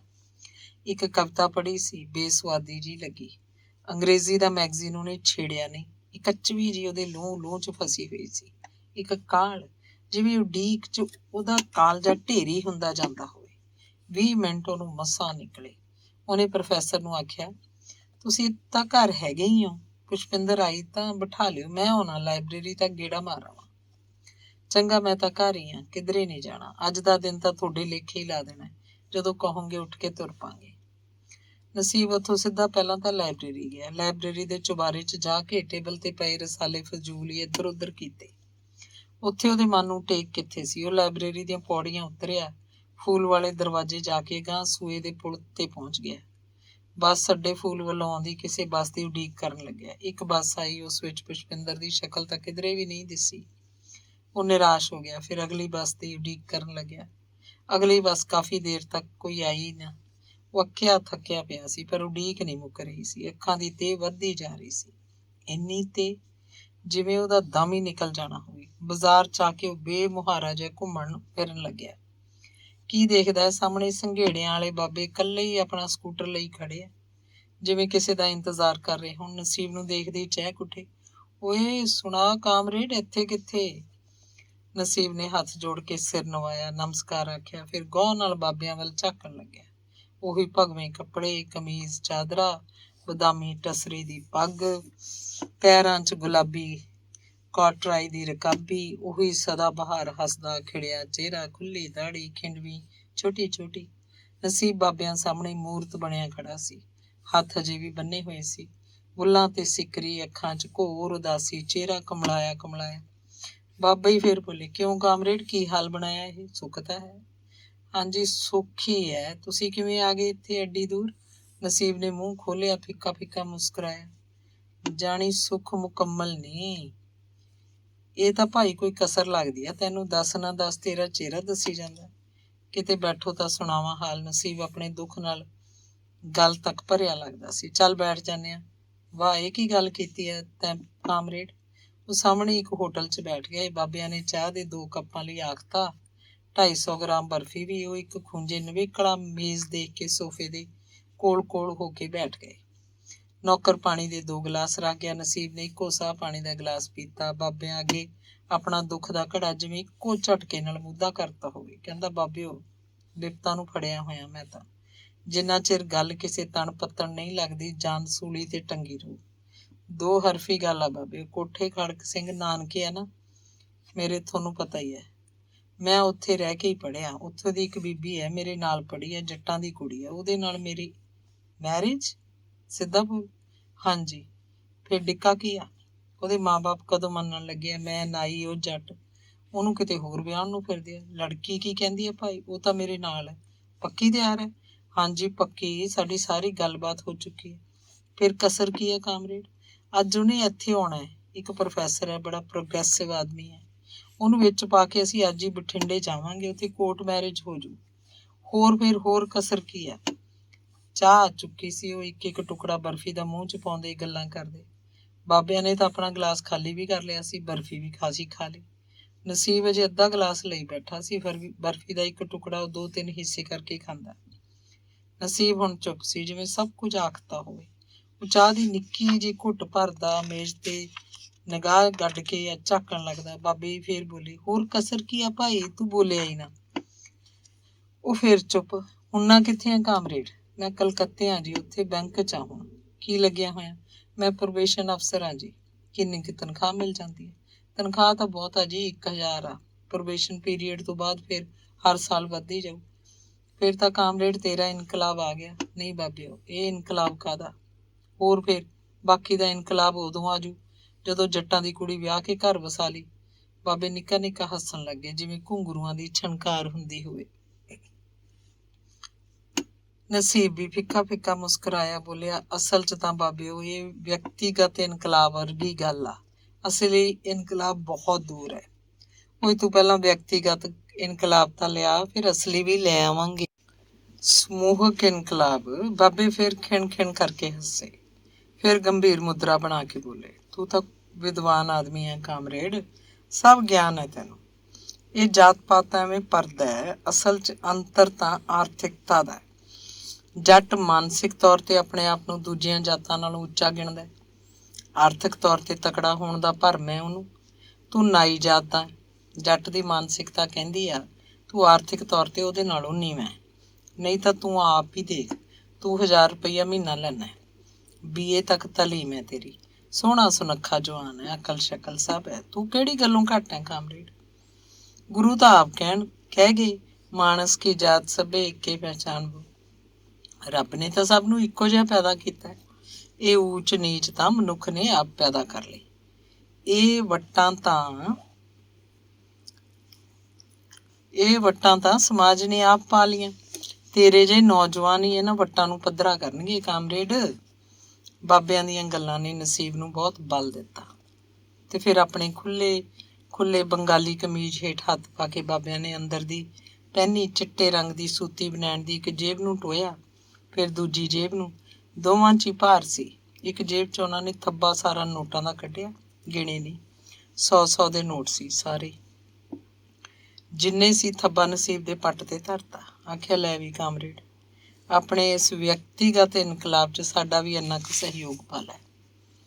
ਨਸੀਬ ਸ਼ਾਇਦ ਇਹੀ ਚਾਹੁੰਦਾ ਹੋਏਗਾ, ਇਹੀ ਉਹਨੂੰ ਕਸਰ ਹੋਏਗੀ। ਉਹਦੀਆਂ ਅੱਖਾਂ 'ਚ ਉਦਾਸੀ ਦੀ ਥਾਂ ਨੂਰ, ਬੁੱਲਾਂ ਤੇ ਸਿਕਰੀ ਦੀ ਥਾਂ ਤਰਾਵਟ ਤੇ ਚਿਹਰੇ ਤੇ ਕੁਮਲਾਟ ਦੀ ਥਾਂ ਬਿਜਲੀ ਪਿਆਜੀ ਭਾਅ ਮਾਰਨ ਲੱਗੇ। ਵਾਕਈ ਉਹਦੀ ਜੇਬ 'ਚ ਪੈਸੇ ਘੱਟ ਸੀ। ਪ੍ਰੋਫੈਸਰ ਸੱਜਣ ਸਿੰਘ ਨੂੰ ਇਹ ਕਮਜ਼ੋਰੀ ਦੱਸਣ ਤੋਂ ਸੰਗਦਾ ਸੀ। ਕੋਰਟ ਮੈਰਿਜ ਲਈ ਬਠਿੰਡੇ ਜਾਣ ਵੇਲੇ ਪਤਾ ਨਹੀਂ ਕਿੰਨਾ ਕੁ ਪੈਸਾ ਖਰਚ ਹੋ ਜਾਣਾ ਸੀ। ਟੈਕਸੀ ਲੈ ਕੇ ਜਾਣੀ ਸੀ, ਵਕੀਲ ਦੀ ਫੀਸ, ਮੁਨਸ਼ੀ ਦੀ ਨਜ਼ਰ ਨਿਆਜ਼, ਅਰਜ਼ੀ ਨਵੀਜ਼ ਦਾ ਖਰਚ, ਮੈਜਿਸਟਰੇਟ ਦਾ ਹੋਰ ਅਮਲਾ ਫੈਲਾ। ਸਰਕਾਰ ਦੀਆਂ ਕਚਹਿਰੀਆਂ 'ਚ 2-2 ਰੁਪਏ ਦੀਆਂ ਟੁੱਕਰ ਬੁਰਕੀਆਂ ਵੱਲ ਝਾਕਦੇ ਬੇਸ਼ੁਮਾਰ ਕੁੱਤੇ। ਤੇ ਫਿਰ ਕਲਕੱਤੇ ਵੀ ਤਾਂ ਪਹੁੰਚਣਾ ਸੀ। ਤੇ ਫਿਰ ਬਾਬਿਆਂ ਨੇ ਕਾਹਲ ਦਿਖਾਈ, ਖੜੇ ਹੋ ਗਏ। ਆਖਿਆ, ਚੰਗਾ ਕਾਮਰੇਡ, ਆਏ ਤਾਂ ਹੋਰ ਕੰਮ ਸੀ, ਪਰ ਹੁਣ ਚੱਲਦੇ ਆਂ। ਅੱਜ ਦੀ ਯਾਤਰਾ ਤੇਰੇ ਲੇਖੇ ਭਾਈ। ਹੋਰ ਕਹੇ ਤਾਂ ਹੋਰ ਦੱਸ। ਹੁਣ ਤਾਂ ਦੂਜੀ ਜੇਬ। ਨਹੀਂ ਬਾਬੇ, ਇਹ ਤਾਂ ਬਹੁਤ ਹੈ, ਇੰਨੇ ਤਾਂ ਮੁੱਕਦੇ ਨਹੀਂ। ਤੁਹਾਡੀ ਤਾਂ ਆਸ਼ੀਰਵਾਦ। ਚੰਗਾ ਭਾਈ, ਤੂੰ ਚੰਗੇ ਕੰਮ ਹੀ ਚੱਲਿਆ। ਸਾਡੀ ਤਾਂ ਸ਼ੁਭ ਇੱਛਾ ਤੇਰੇ ਨਾਲ ਹੈ। ਇਸ ਖੁਸ਼ੀ 'ਚ ਹੁਣ ਚਾਹ ਤੇ ਬਰਫੀ ਦੇ ਪੈਸੇ ਵੀ ਤੂੰ ਹੀ ਦੇ ਦੀ। ਚੰਗਾ, ਮੈਂ ਚੱਲਦਾ, ਤੂੰ ਬੈਠ ਚਾਹੇ। ਸਾਹਮਣੇ ਖੜਾ ਸਕੂਟਰ ਬਾਬਿਆਂ ਨੇ ਸਟਾਰਟ ਕੀਤਾ, ਚੱਲ ਪਏ। ਨਸੀਬ ਹੋਟਲ ਤੋਂ ਬਾਹਰ ਨਿਕਲ ਕੇ ਉਹਨਾਂ ਦੀ ਪਿੱਠ ਦੇਖਦਾ ਰਿਹਾ। ਮਨ 'ਚ ਆਖ ਰਿਹਾ ਸੀ, ਦੁਨੀਆ 'ਚ ਕੋਈ ਕਿੰਨਾ ਚੰਗਾ ਹੁੰਦਾ ਹੈ। ਅੰਗ 25ਵਾਂ। ਨਸੀਬ ਨੂੰ ਲੱਗਿਆ ਜਿਵੇਂ ਸੰਘੇੜਿਆਂ ਵਾਲੇ ਬਾਬਿਆਂ ਦੇ ਟੱਕਰਨ ਕਰਕੇ ਉਹਨੂੰ ਖਾਸਾ ਸਮਾਂ ਗੁਜ਼ਰ ਗਿਆ ਹੋਵੇ। ਕਈ ਘੰਟੇ ਲੰਘ ਗਏ ਹੋਣ। ਪ੍ਰੋਫੈਸਰ ਦੇ ਘਰ ਪੁਸ਼ਪਿੰਦਰ ਆ ਚੁੱਕੀ ਹੋਏਗੀ ਤੇ ਉਹਨੂੰ ਉਡੀਕ ਥੱਕ ਗਈ ਹੋਏਗੀ। ਹੋਟਲ ਵਾਲੇ ਨੂੰ ਉਹਨੇ ਪੈਸੇ ਦਿੱਤੇ। ਚੱਕਵੇਂ ਪੈਰੀਂ ਪ੍ਰੋਫੈਸਰ ਦੇ ਘਰ ਨੂੰ ਚੱਲ ਪਿਆ। ਰਾਹ 'ਚ ਘੜੀ ਦੇਖੀ, ਬਹੁਤਾ ਸਮਾਂ ਨਹੀਂ ਹੋਇਆ ਸੀ, 11:30 ਹੀ ਵੱਜੇ ਸੀ। ਫਿਰ ਵੀ 10 ਤੋਂ 1.5 ਘੰਟਾ ਉੱਤੋਂ ਦੀ ਲੰਘ ਗਿਆ। ਆਪਣੇ ਪੜ੍ਹਨ ਕਮਰੇ 'ਚ ਪ੍ਰੋਫੈਸਰ ਉਵੇਂ ਦਾ ਉਵੇਂ ਬੈਠਾ ਕਿਤਾਬ ਪੜ੍ਹ ਰਿਹਾ ਸੀ। ਉਹਨੂੰ ਨਸੀਬ ਆਏ ਦਾ ਕੋਈ ਪਤਾ ਨਹੀਂ ਲੱਗਿਆ। ਕਿਤਾਬ 'ਚ ਇੰਨਾ ਮਗਰ। ਨਸੀਬ ਨੇ ਪੁੱਛਿਆ, ਕਿਉਂ ਪ੍ਰੋਫੈਸਰ ਸਾਹਿਬ, ਆਈ ਨਹੀਂ ਫਿਰ ਉਹ? ਨਾ ਬਈ, ਕੋਈ ਨਹੀਂ ਆਇਆ, 10 ਵਜੇ ਹੀ ਆਖਿਆ ਸੀ ਉਹਨੇ। ਹਾਂਜੀ, 10 ਵਜੇ ਉਹਨੇ ਆਪ ਕਿਹਾ ਸੀ। ਕਹਿੰਦੀ ਸੀ ਕਿਵੇਂ ਵੀ ਹੋਵੇ ਆਊ ਜ਼ਰੂਰ। ਪਰ ਹੁਣ ਕੀ ਕਹਿ ਸਕਦੇ ਹਾਂ, ਕੀ ਪਤਾ ਨਾ ਹੀ ਆਉਣ ਦਿੱਤਾ ਹੋਵੇ ਘਰਦਿਆਂ ਨੇ। ਕੋਈ ਉਲਝਾ ਪੈ ਗਿਆ ਲੱਗਦਾ ਜ਼ਰੂਰ। ਹੋਰ ਉਡੀਕ ਭਾਈ ਤਾਂ ਫਿਰ ਉੱਤੇ ਚੁਬਾਰੇ 'ਚ ਵਗ ਜਾ, ਉੱਥੇ ਮੰਜਾ ਪਿਆ, ਪੈ ਜਾ ਆਰਾਮ ਨਾਲ। ਹੁਣ ਜਦੋਂ ਆਊ ਦੇਖੀ ਜਾਊ, ਹੋਰ ਕੀ ਹੋ ਸਕਦਾ। ਅਸੀਂ ਤਾਂ ਭਾਈ ਆ ਬੈਠੇ ਹਾਂ ਤੇਰੀ ਖਾਤਰ, ਜਦੋਂ ਮਰਜ਼ੀ ਉਠਾ ਲੈ। ਨਸੀਬ ਚੁਬਾਰੇ 'ਚ ਗਿਆ। ਵਰਾਂਡੇ 'ਚ 2 ਮੰਜੇ ਡਾਏ ਪਏ ਸੀ, ਪਰ ਵਰਾਂਡੇ 'ਚ ਤਾਂ ਧੁੱਪ ਸੀ। ਉਹਨੇ ਇੱਕ ਮੰਜਾ ਚੁੱਕ ਕੇ ਚੁਬਾਰੇ 'ਚ ਡਾਹ ਲਿਆ। ਗਰਮੀ ਭਾਵੇਂ ਇੰਨੀ ਨਹੀਂ ਸੀ, ਪਰ ਉਹਨੂੰ ਹੁੱਸੜ ਮਹਿਸੂਸ ਹੋਇਆ। ਉਹਨੇ ਪੱਖਾ ਵੀ ਛੱਡ ਲਿਆ। 1 ਨੰਬਰ ਤੇ ਰਹਿਣ ਤਾ। ਪੱਗ ਲਾ ਕੇ ਬੈਂਚ ਤੇ ਰੱਖਦੀ, ਮੰਜੇ ਤੇ ਪੈ ਗਿਆ। ਅੱਖਾਂ ਮੀਟ ਲਈਆਂ। ਉਹਨੇ ਸੌਂ ਜਾਣ ਦੀ ਕੋਸ਼ਿਸ਼ ਕੀਤੀ, ਪਰ ਨੀਂਦ ਕਿੱਥੇ। ਉਹ 5 ਮਿੰਟ ਹੀ ਮਸਾਂ ਪਿਆ ਹੋਏਗਾ, ਬੈਠਾ ਹੋ ਗਿਆ। ਭੋਰਾ ਵੀ ਚੈਨ ਨਹੀਂ ਸੀ। ਬੈਠਾ ਰਿਹਾ, ਫੇਰ ਪੈ ਗਿਆ। ਸੋਚਣ ਲੱਗਿਆ, ਹੁਣ ਕੀ ਕੀਤਾ ਜਾਏ। ਇੱਥੇ ਹੀ ਪਏ ਰਹਿਣਾ ਠੀਕ ਹੈ। ਪੁਸ਼ਪਿੰਦਰ ਆਈ ਤਾਂ ਇੱਥੇ ਹੀ ਆਊਗੀ, ਨਹੀਂ ਤਾਂ ਪਿੰਡੋਂ ਆਈ ਨਹੀਂ ਹੋਣੀ। ਅੱਧਾ ਘੰਟਾ ਮਸਾਂ ਚੁਬਾਰੇ 'ਚ ਪਿਆ ਬੈਠਾ ਹੋਏਗਾ। ਆਪਣੀ ਪੱਗ ਸਿਰ ਤੇ ਰੱਖੀ ਤੇ ਚੁਬਾਰਿਓਂ ਥੱਲੇ ਉਤਰ ਆਇਆ। ਕਹਿੰਦਾ, ਪ੍ਰੋਫੈਸਰ ਸਾਹਿਬ, ਮੈਂ ਇੱਕ ਗੇੜਾ ਇੱਧਰ ਫੂਲ ਵਾਲੇ ਬੱਸ ਅੱਡੇ ਤੋਂ ਹੀ ਮਾਰ ਆਵਾਂ। ਤੁਸੀਂ ਘਰ ਹੀ ਰਿਹੋ। ਕੀ ਹੈ, ਹੋਰ ਪਾਸੇ ਦੀ ਆ ਜੇ ਪੁਸ਼ਪਿੰਦਰ। ਬਸ ਮੈਂ ਨਹੀਂ ਜਾਣਾ ਹੁਣ ਕਿਸੇ ਪਾਸੇ ਵੀ, ਪਰ ਤੂੰ 1:30 ਵਜੇ ਤੱਕ ਮੁੜ ਆਈ ਜ਼ਰੂਰ। ਰੋਟੀ ਖਾ ਲਾਂਗੇ। ਫਿਰ ਪੁੱਛਿਆ, ਭੁੱਖ ਤਾਂ ਨਹੀਂ ਲੱਗੀ? ਹੁਣੇ ਖਾਣੀ ਆ ਰੋਟੀ, ਹੁਣੇ ਹੀ ਖਾ ਲੈ ਤੂੰ। ਰੋਟੀ ਤਾਂ ਬਣਾਈ ਪਈ ਹੁੰਦੀ ਹੈ ਤੜਕੇ ਤੋਂ ਹੀ। ਨਹੀਂ ਜੀ, ਭੁੱਖ ਭੱਖ ਤਾਂ ਕੋਈ ਨਹੀਂ। ਚੰਗਾ, ਮੈਂ ਆਉਣਾ ਫਿਰ। ਪਬਲਿਕ ਲਾਇਬ੍ਰੇਰੀ ਵਾਲੇ ਚੌਂਕ 'ਚ ਜਾ ਕੇ ਉਹ ਫੂਲ ਦਰਵਾਜ਼ੇ ਵੱਲ ਦੀ ਬਾਜ਼ਾਰੋਂ ਬਾਜ਼ਾਰ ਜਾ ਰਿਹਾ ਸੀ। ਸਾਹਮਣੇ ਹਰਦੇਵ ਸਿੰਘ ਆਉਂਦਾ ਦਿਸਿਆ। ਇੱਕ ਬਿੰਦ ਤਾਂ ਉਹ ਡਰ ਗਿਆ। ਸੋਚਿਆ ਕਿਸੇ ਗਲੀ ਪੈ ਜਾਏ, ਪਰ ਨਹੀਂ। ਦਿਲ ਕਰੜਾ ਕਰਕੇ ਉਹ ਸਾਹਮਣੇ ਹੀ ਦੇਖਦਾ ਤੁਰਦਾ ਗਿਆ। ਹਰਦਿਤ ਸਿੰਘ ਦੀ ਨਿਗਾਹ ਵੀ ਉਹ ਪੈ ਚੁੱਕਿਆ ਸੀ। ਦੂਰੋਂ ਹੀ ਉਹਨੇ ਬੁਲਾ ਲਿਆ, ਓਏ ਸੁਣਾ ਵੀ ਭਾਂਜੇ, ਕਿੱਧਰ ਫਿਰਦਾ? ਇੱਧਰ ਹੀ ਮਾਮਾ ਜੀ। ਹਰਦਿਤ ਸਿੰਘ ਨੇ ਉਹਦੇ ਵੱਲ ਹੱਥ ਕੱਢਿਆ। ਨਸੀਬ ਨੇ ਹੱਥ ਮਿਲਾ ਲਿਆ। ਕਿੱਥੇ ਹੁੰਨੇ ਹੁਣ? ਖਾਸੇ ਚਿਰ ਤੋਂ ਪਿੰਡ ਤਾਂ ਤੈਨੂੰ ਕਦੇ ਦੇਖਿਆ ਨਹੀਂ। ਹਰਦਿਤ ਸਿੰਘ ਅਣਜਾਣ ਬਣਿਆ ਹੋਇਆ ਸੀ। ਮੈਂ ਤਾਂ ਮਾਮਾ ਜੀ ਕਲਕੱਤੇ ਆ, ਉੱਥੇ ਬੈਂਕ 'ਚ ਆ। ਵਾਹ ਬਈ, ਫੇਰ ਤਾਂ ਚੰਗੀ ਗੱਲ ਆ ਬਈ, ਨੌਕਰੀ ਮਿਲ ਗਈ। ਤੇ ਫਿਰ ਪੁੱਛਿਆ, ਅੱਜ ਕਿੱਧਰ ਪਿੰਡੋਂ ਆਇਆ ਹੈ? ਜਿਵੇਂ ਉਹਨੇ ਕਿਸੇ ਵੀ ਗੱਲ ਦਾ ਪਤਾ ਨਾ ਹੋਵੇ। ਹਾਂਜੀ, ਨਸੀਬ ਨੇ ਸਹਿਮੀ ਜੀ ਆਵਾਜ਼ 'ਚ ਬੁੱਲ੍ਹ ਲਾਏ। ਆ ਫਿਰ ਚਾਹ ਪੀਂਦੇ ਆ, ਨਾਲੇ ਗੱਲਾਂ ਕਰਾਂਗੇ। ਹਰਦਿਤ ਸਿੰਘ ਉਹਨੂੰ ਉਸੇ ਹੋਟਲ 'ਚ ਲੈ ਗਿਆ ਜਿੱਥੇ ਉਹ ਹੁਣੇ ਬਾਬਿਆਂ ਨਾਲ ਚਾਹ ਪੀ ਕੇ ਗਿਆ ਸੀ। ਚਾਹ ਪੀਂਦਿਆਂ ਹਰਦਿਤ ਸਿੰਘ ਨੇ ਉਹਦੇ ਵੱਲ ਸਧਾਰਨ ਜਿਹਾ ਝਾਕ ਕੇ ਗੱਲ ਤੋਰੀ। ਅੱਜ ਫਿਰ?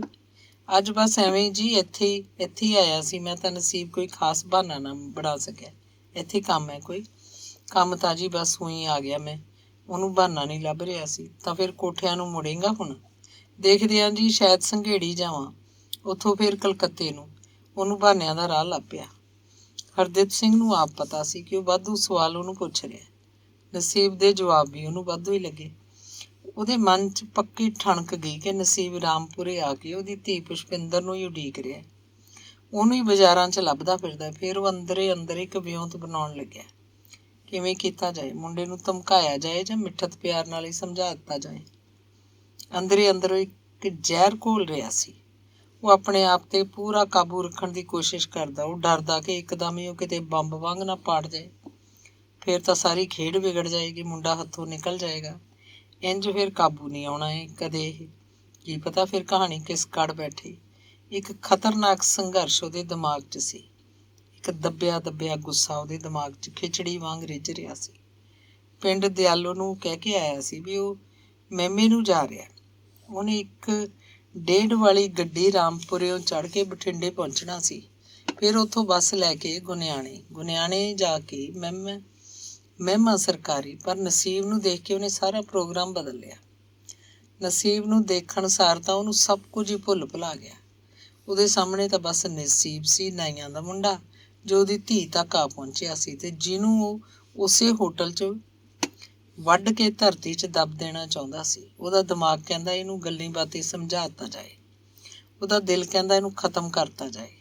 ਬਿੰਦ ਦੀ ਬਿੰਦ ਉਹ ਢੈਲਾ ਹੋ ਕੇ ਬੈਠ ਜਾਂਦਾ, ਸੋਚਦਾ ਕਿਹੋ ਜਿਹਾ ਜ਼ਮਾਨਾ ਆ ਗਿਆ। ਸਾਲੇ ਨਾਈ ਛਿੰਬੇ ਲਾਗੀਆਂ ਦਾ ਕੰਮ ਕਰਦੇ ਜੱਟਾਂ ਦੀਆਂ ਧੀਆਂ ਤੱਕ ਆ ਪਹੁੰਚੇ। ਚੰਗੀ ਆਜ਼ਾਦੀ ਮਿਲੀ ਹੈ ਦੇਸ਼ ਨੂੰ।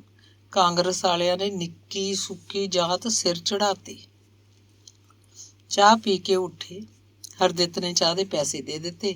ਉਹ ਹੋਟਲ 'ਚੋਂ ਬਾਹਰ ਆ ਗਏ। ਹਰਦਿਤ ਸਿੰਘ ਉਹਨੂੰ ਕਹਿੰਦਾ, ਚੱਲ ਭਾਣਜੇ ਤੈਨੂੰ ਫੇਰ ਤੋਰ ਲਿਆਵਾਂ। ਇੱਥੇ ਤਾਂ ਹੀ ਚੱਲਦੇ ਹਾਂ ਆਪਾਂ। ਲਹਿਰਾ ਧੂਰਕੋਟ ਹੈ ਨਾ, ਉੱਥੇ ਇੱਕ ਟਰੈਕਟਰ ਬਕਾਊ ਖੜਾ ਹੈ, ਚੱਲ ਦੇਖ ਆਉਂਦੇ ਹਾਂ। ਪੜ੍ਹਿਆ ਹੋਇਆ ਤੂੰ, ਕਾਗਜ਼ ਪੱਤਰ ਵੀ ਟਰੈਕਟਰ ਦੇ ਦੇਖਣੇ ਹੋਣਗੇ। ਤਾਂ ਚੰਗਾ ਟੱਕਰ ਗਿਆ ਤੂੰ। ਹੁਣੇ ਮੁੜ ਆਵਾਂਗੇ। ਖੜਾ ਲਹਿਰਾ ਧੂਰਕੋਟ, ਬੱਸ 'ਤੇ ਚੱਲਾਂਗੇ। ਨਸੀਬ ਨੂੰ ਉਹਦੀਆਂ ਗੱਲਾਂ 'ਚ ਮੋਹ ਲੱਗਿਆ। ਇੱਕ ਆਪਣੱਤ ਦਾ ਮਿੱਠਾ ਮਿੱਠਾ ਅਹਿਸਾਸ, ਤੇ ਇਹ ਅਹਿਸਾਸ ਵੀ ਕਿ ਬੰਦਾ ਉਹਦੀ ਪੁਸ਼ਪਿੰਦਰ ਦਾ ਬਾਪ ਹੈ। ਹਰਦਿਤ ਸਿੰਘ ਦੇ ਬੋਲਾਂ 'ਚ ਉਹ ਤਾਂ ਜਿਵੇਂ ਕੀਲਿਆ ਹੀ ਗਿਆ ਹੋਵੇ। ਇੱਕ ਜਾਦੂ ਦੇ ਅਸਰ ਅਧੀਨ ਉਹ ਹਰਦਿਤ ਸਿੰਘ ਦੇ ਨਾਲ ਤੁਰਨ ਲੱਗਿਆ। ਹੋਰ ਨਿੱਕੀਆਂ ਨਿੱਕੀਆਂ ਮਤਲਬ ਗੱਲਾਂ ਕਰਦੇ ਉਹ ਬੱਸ ਸਟੈਂਡ 'ਤੇ ਆ ਗਏ। ਬਠਿੰਡੇ ਵਾਲੀ ਬੱਸ ਚੜ੍ਹੇ। ਲਹਿਰਾ ਧੂਰਕੋਟ 2 ਕਿਲੋਮੀਟਰ ਮਸਾਂ ਸੀ। ਉਹ ਅੱਡੇ 'ਤੇ ਉਤਰ ਗਏ। ਹਰਦਿਤ ਸਿੰਘ ਨੇ ਸੜਕ 'ਤੇ ਖੜ੍ਹ ਕੇ ਚਾਰ ਚੁਫੇਰੇ ਨਿਗਾਹ ਮਾਰੀ। ਇੱਧਰ ਉੱਧਰ ਤੁਰਦੇ ਫਿਰਦੇ ਕਿਸੇ ਬੰਦੇ ਵੱਲ ਉਹ ਨਿਰਖ ਨਾਲ ਝਾਕਦਾ ਰਿਹਾ। ਫਿਰ ਪਿੰਡ ਵੱਲ ਮੂੰਹ ਕਰਕੇ ਖੜ੍ਹ ਗਿਆ। ਨਸੀਬ ਬੱਸ 'ਚੋਂ ਉਤਰਦੇ ਹੀ ਪਰਾਂ ਖਤਾਨ 'ਚ ਪਿਸ਼ਾਬ ਕਰਨ ਜਾ ਖੜਾ ਸੀ। ਫਿਰ ਪਿੰਡ ਦੇ ਦੂਜੇ ਪਾਸੇ ਮੂੰਹ ਕਰਕੇ ਹਰਦਿਤ ਖੜ੍ਹ ਗਿਆ। ਸਾਹਮਣੇ ਵਾਲਾ ਰਾਹ ਮਹਿਰਾਜ ਪਿੰਡ ਨੂੰ ਜਾਂਦਾ ਸੀ। ਸਾਹਮਣੇ ਕੱਚੇ ਕੋਠੇ ਦਿਸ ਰਹੇ ਸੀ।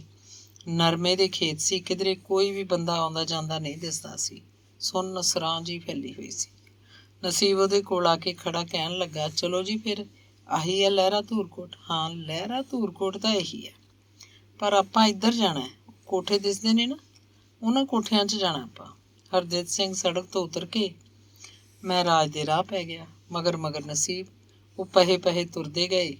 ਹਰਦਿਤ ਸਿੰਘ ਹੁਣ ਚੁੱਪ ਸੀ। ਇੱਕ ਮੁਕੰਮਲ ਖਾਮੋਸ਼ੀ। ਉਹਦੀ ਚੁੱਪ ਨੂੰ ਦੇਖ ਕੇ ਨਸੀਬ ਵੀ ਕੁਝ ਨਹੀਂ ਬੋਲ ਰਿਹਾ ਸੀ। ਇੰਝ ਹੀ ਉਹ ਕੋਠਿਆਂ ਤੱਕ ਪਹੁੰਚ ਗਏ। ਨਾ ਕੋਈ ਪਸ਼ੂ ਦਿਸਿਆ, ਨਾ ਕੁੱਤੇ ਦੇ ਭੌਂਕਣ ਦੀ ਆਵਾਜ਼। ਬੰਦੇ ਦਾ ਕੋਈ ਨਾਂ ਨਿਸ਼ਾਨ ਵੀ ਨਹੀਂ ਸੀ ਇੱਥੇ। ਇਹ ਤਾਂ ਕੱਚੀਆਂ ਕੰਧਾਂ ਦੇ ਕੋਠੇ ਸੀ। ਕੋਠਿਆਂ ਦੇ ਬਾਰਾਂ ਨੂੰ ਤਖਤੇ ਲੱਗੇ ਹੋਏ, ਤਖਤਿਆਂ ਨੂੰ ਜਿੰਦਰੇ ਵੱਜੇ ਹੋਏ। 2 ਛੱਪਰ ਸੀ, ਛੱਪਰਾਂ ਉੱਤੇ ਅੱਧੋ ਰਾਣੀ ਛੱਤ ਉੱਤੇ, ਛੱਪਰਾਂ ਥੱਲੇ ਦੀਆਂ ਖੁਰਲੀਆਂ ਖਾਲਮ ਖਾਲੀ। ਅਸਲ 'ਚ ਗੱਲ ਇਹ ਸੀ ਕਿ ਕੋਠੇ ਦੂਰ ਦੇ ਖੇਤਾਂ ਵਾਲਿਆਂ ਨੇ ਇੱਥੇ ਉਸਾਰ ਲਏ ਸੀ। ਇਹਨਾਂ ਨੂੰ ਕਪਾਹਾਂ ਵਾਲੇ ਕੋਠੇ ਆਖਦੇ। ਇੱਕ ਕੋਠਾ ਮਹਿਰਾਜ ਪਿੰਡ ਵਾਲਿਆਂ ਦਾ ਸੀ, ਬਾਕੀ 3 ਕੋਠੇ ਲਹਿਰਾ ਧੂਰਕੋਟ ਦੇ। ਕਪਾਹਾਂ ਦੇ ਦਿਨਾਂ 'ਚ ਲੋਕ ਆਉਂਦੇ, ਕਪਾਹਾਂ ਚੁਗ ਚੁਗ ਕੇ ਆਪਣੇ ਕੋਠਿਆਂ 'ਚ ਢੇਰੀਆਂ ਲਾਈ ਜਾਂਦੇ। ਬਹੁਤ ਕਪਾਹ ਹੁੰਦੀ ਸੀ ਇਹਨਾਂ ਖੇਤਾਂ 'ਚ। ਉਹਨਾਂ ਦਿਨਾਂ 'ਚ ਉਹ ਰੋਟੀ ਪਾਣੀ ਦਾ ਇੰਤਜ਼ਾਮ ਵੀ ਇੱਥੇ ਹੀ ਕਰਦੇ, ਪਸ਼ੂ ਢਾਂਡਾ ਵੀ ਨਾਲ ਹੀ ਲਿਆਉਂਦੇ, ਅਤੇ ਕੋਈ ਘਰ ਤਾਂ ਇੱਥੇ ਆਪਣੇ ਕੋਠੇ 'ਚ ਕਪਾਹ ਜਮ੍ਹਾਂ ਕਰੀ ਜਾਂਦਾ ਅਤੇ ਸਮਾਂ ਆਉਣ 'ਤੇ ਇੱਥੋਂ ਹੀ ਬਾਣੀਏ ਨੂੰ ਚੁਕਾ ਦਿੰਦਾ। ਪਰ ਹੁਣ ਕਪਾਹ ਕੋਈ ਨਹੀਂ ਬੀਜਦਾ ਸੀ। ਕਪਾਹਾਂ ਬੀਜਣ ਦਾ ਰਿਵਾਜ ਹੀ ਨਹੀਂ ਰਹਿ ਗਿਆ ਸੀ। ਕਪਾਹਾਂ ਦਾ ਝਾੜ ਘੱਟ ਨਿਕਲਦਾ, ਮੰਡੀ 'ਚ ਉਹਦੀ ਪੁੱਛ ਵੀ ਘੱਟ ਸੀ। ਹੁਣ ਤਾਂ ਨਰਮਾ ਹੀ ਚੱਲਦਾ, ਨਰਮੇ ਦਾ ਝਾੜ ਬੜਾ ਨਿਕਲਦਾ, ਪੈਸੇ ਪੈਸੇ ਬਣ ਜਾਂਦੇ। ਪਰ ਕੁਝ ਸਾਲਾਂ ਤੋਂ ਨਰਮੇ ਦਾ ਵੀ ਬੁਰਾ ਹਾਲ ਸੀ। ਮੰਡੀ 'ਚ ਜਾ ਕੇ ਨਰਮੇ ਦੀ ਬੜੀ ਬੇਅਦਬੀ ਹੁੰਦੀ। 4-4 ਦਿਨ ਜੱਟ ਮੰਡੀ 'ਚ ਬੈਠਾ ਰਹਿੰਦਾ, ਬੋਲੀ ਲੱਗਦੀ ਨਾ। 100 ਲੋਕਾਂ ਦਾ ਰੁਝਾਨ ਹੁਣ ਜੀਰੀ ਵੱਲ ਹੁੰਦਾ ਜਾ ਰਿਹਾ ਸੀ। ਇਹਨਾਂ ਖੇਤਾਂ 'ਚ ਕੁਝ ਵੀ ਪੈਦਾ ਕੀਤਾ ਜਾਂਦਾ, ਇਹਨਾਂ ਕੋਠਿਆਂ ਨੂੰ ਲੋਕ ਅਜੇ ਵੀ ਕਪਾਹਾਂ ਵਾਲੇ ਕੋਠੇ ਆਖਦੇ। ਉਜਾੜ ਕੋਠਿਆਂ ਦੀ ਵਲਗਣ 'ਚ ਨਸੀਬ ਨੂੰ ਖੜਾ ਛੱਡ ਕੇ ਹਰਦਿੱਤ ਸਿੰਘ ਆਪ ਇੱਕ ਨਰਮੇ ਦੇ ਖੇਤ 'ਚ ਜਾ ਬੈਠਾ। ਕਹਿੰਦਾ, ਤੂੰ ਖੜ ਇੱਥੇ, ਮੈਂ ਜੰਗਲ ਪਾਣੀ ਹੋ ਲਾਂ। ਨਸੀਬ ਦੀਆਂ ਅੱਖਾਂ ਤੋਂ ਪਰੇ ਹਰਦਿੱਤ ਸਿੰਘ ਨੇ ਫਿਰ ਆਲੇ ਦੁਆਲੇ ਦਾ ਜਾਇਜ਼ਾ ਲਿਆ। ਪਹੇ 'ਤੇ ਆਉਂਦਾ ਜਾਂਦਾ ਵੇਖਿਆ, ਕੋਈ ਨਹੀਂ ਸੀ। ਫਿਰ ਉਹਨੇ ਆਪਣੀ ਬੰਦੂਕ 'ਚ ਕਾਰਤੂਸ ਪਾਇਆ। ਕੋਠੇ ਦੇ ਵਿਹੜੇ ਦੀ ਨੀਵੀਂ ਕੰਧ ਉੱਤੋਂ ਦੀ ਆ ਕੇ ਬੰਦੂਕ ਦੋਵੇਂ ਹੱਥਾਂ 'ਚ ਮਜ਼ਬੂਤੀ ਨਾਲ ਫੜੀ। ਨਸੀਬ ਦੀ ਪਿੱਠ ਸੀ। ਹਰਦਿੱਤ ਸਿੰਘ ਨੇ ਫਾਇਰ ਕਰਤਾ। ਗੋਲੀ ਉਹਦੇ ਮੋਰ 'ਚ ਵੱਜੀ। ਉਹ ਨਾਲ ਦੀ ਨਾਲ ਲੜਖੜਾ ਕੇ ਧਰਤੀ 'ਤੇ ਡਿੱਗ ਪਿਆ। ਹਰਦਿੱਤ ਨੇ ਫੁਰਤੀ ਨਾਲ ਕੰਧ ਟੱਪੀ, ਇੱਕ ਕਾਰਤੂਸ ਬੰਦੂਕ 'ਚ ਹੋਰ ਪਾਇਆ। ਨਸੀਬ ਨੂੰ ਬਾਹੋਂ ਫੜ ਕੇ ਸਿੱਧਾ ਕੀਤਾ, ਉਹਦੀ ਪੁੜਪੁੜੀ 'ਤੇ ਫਾਇਰ ਕਰਤਾ। ਪਹਿਲੇ ਫਾਇਰ ਨਾਲ ਹੀ ਉਹ ਬੌਂਦਲ ਗਿਆ ਸੀ, ਦੂਜੇ ਫਾਇਰ ਨਾਲ ਸਿਰ ਖੱਖੜੀ ਹੋ ਗਿਆ। ਉਹਦੀ ਦੇਹ ਮੱਛੀ ਵਾਂਗ ਤੜਫ ਰਹੀ ਸੀ। ਯਕੀਨ ਕਰਕੇ ਕਿ ਹੁਣ ਇਹ ਬਚ ਨਹੀਂ ਸਕੇਗਾ, ਇੱਥੇ ਹੀ ਠੰਡਾ ਹੋ ਜਾਏਗਾ, ਹਰਦਿੱਤ ਛਾਲ ਮਾਰ ਕੇ ਵਿਹੜੇ ਵਿੱਚੋਂ ਬਾਹਰ ਹੋਇਆ। ਕਾਲੇ ਕਦਮਾਂ ਨਾਲ ਪਹੇ ਦੇ ਰਾਹ ਪੈ ਗਿਆ। ਉਹਨੂੰ ਕਿਸੇ ਨੇ ਨਹੀਂ ਦੇਖਿਆ ਸੀ। 2 ਵਾਰ ਗੋਲੀ ਚੱਲਣ ਦੀ ਆਵਾਜ਼ ਵੀ ਸ਼ਾਇਦ ਕਿਧਰੇ ਕਿਸੇ ਦੇ ਕੰਨਾਂ ਤੱਕ ਨਾ ਗਈ ਹੋਵੇ। ਲਹਿਰਾ ਧੂਰਕੋਟ ਦੇ ਬੱਸ ਅੱਡੇ ਉੱਤੇ ਆ ਕੇ ਉਹ 2 ਮਿੰਟ ਹੀ ਮਸਾਂ ਖੜਾ ਹੋਏਗਾ ਕਿ ਰਾਮਪੁਰੇ ਵੱਲੋਂ ਇੱਕ ਬੱਸ ਆ ਗਈ। ਉਹ ਬਠਿੰਡੇ ਨੂੰ ਬੱਸ ਚੜ੍ਹ ਗਿਆ। ਧੰਨਵਾਦ।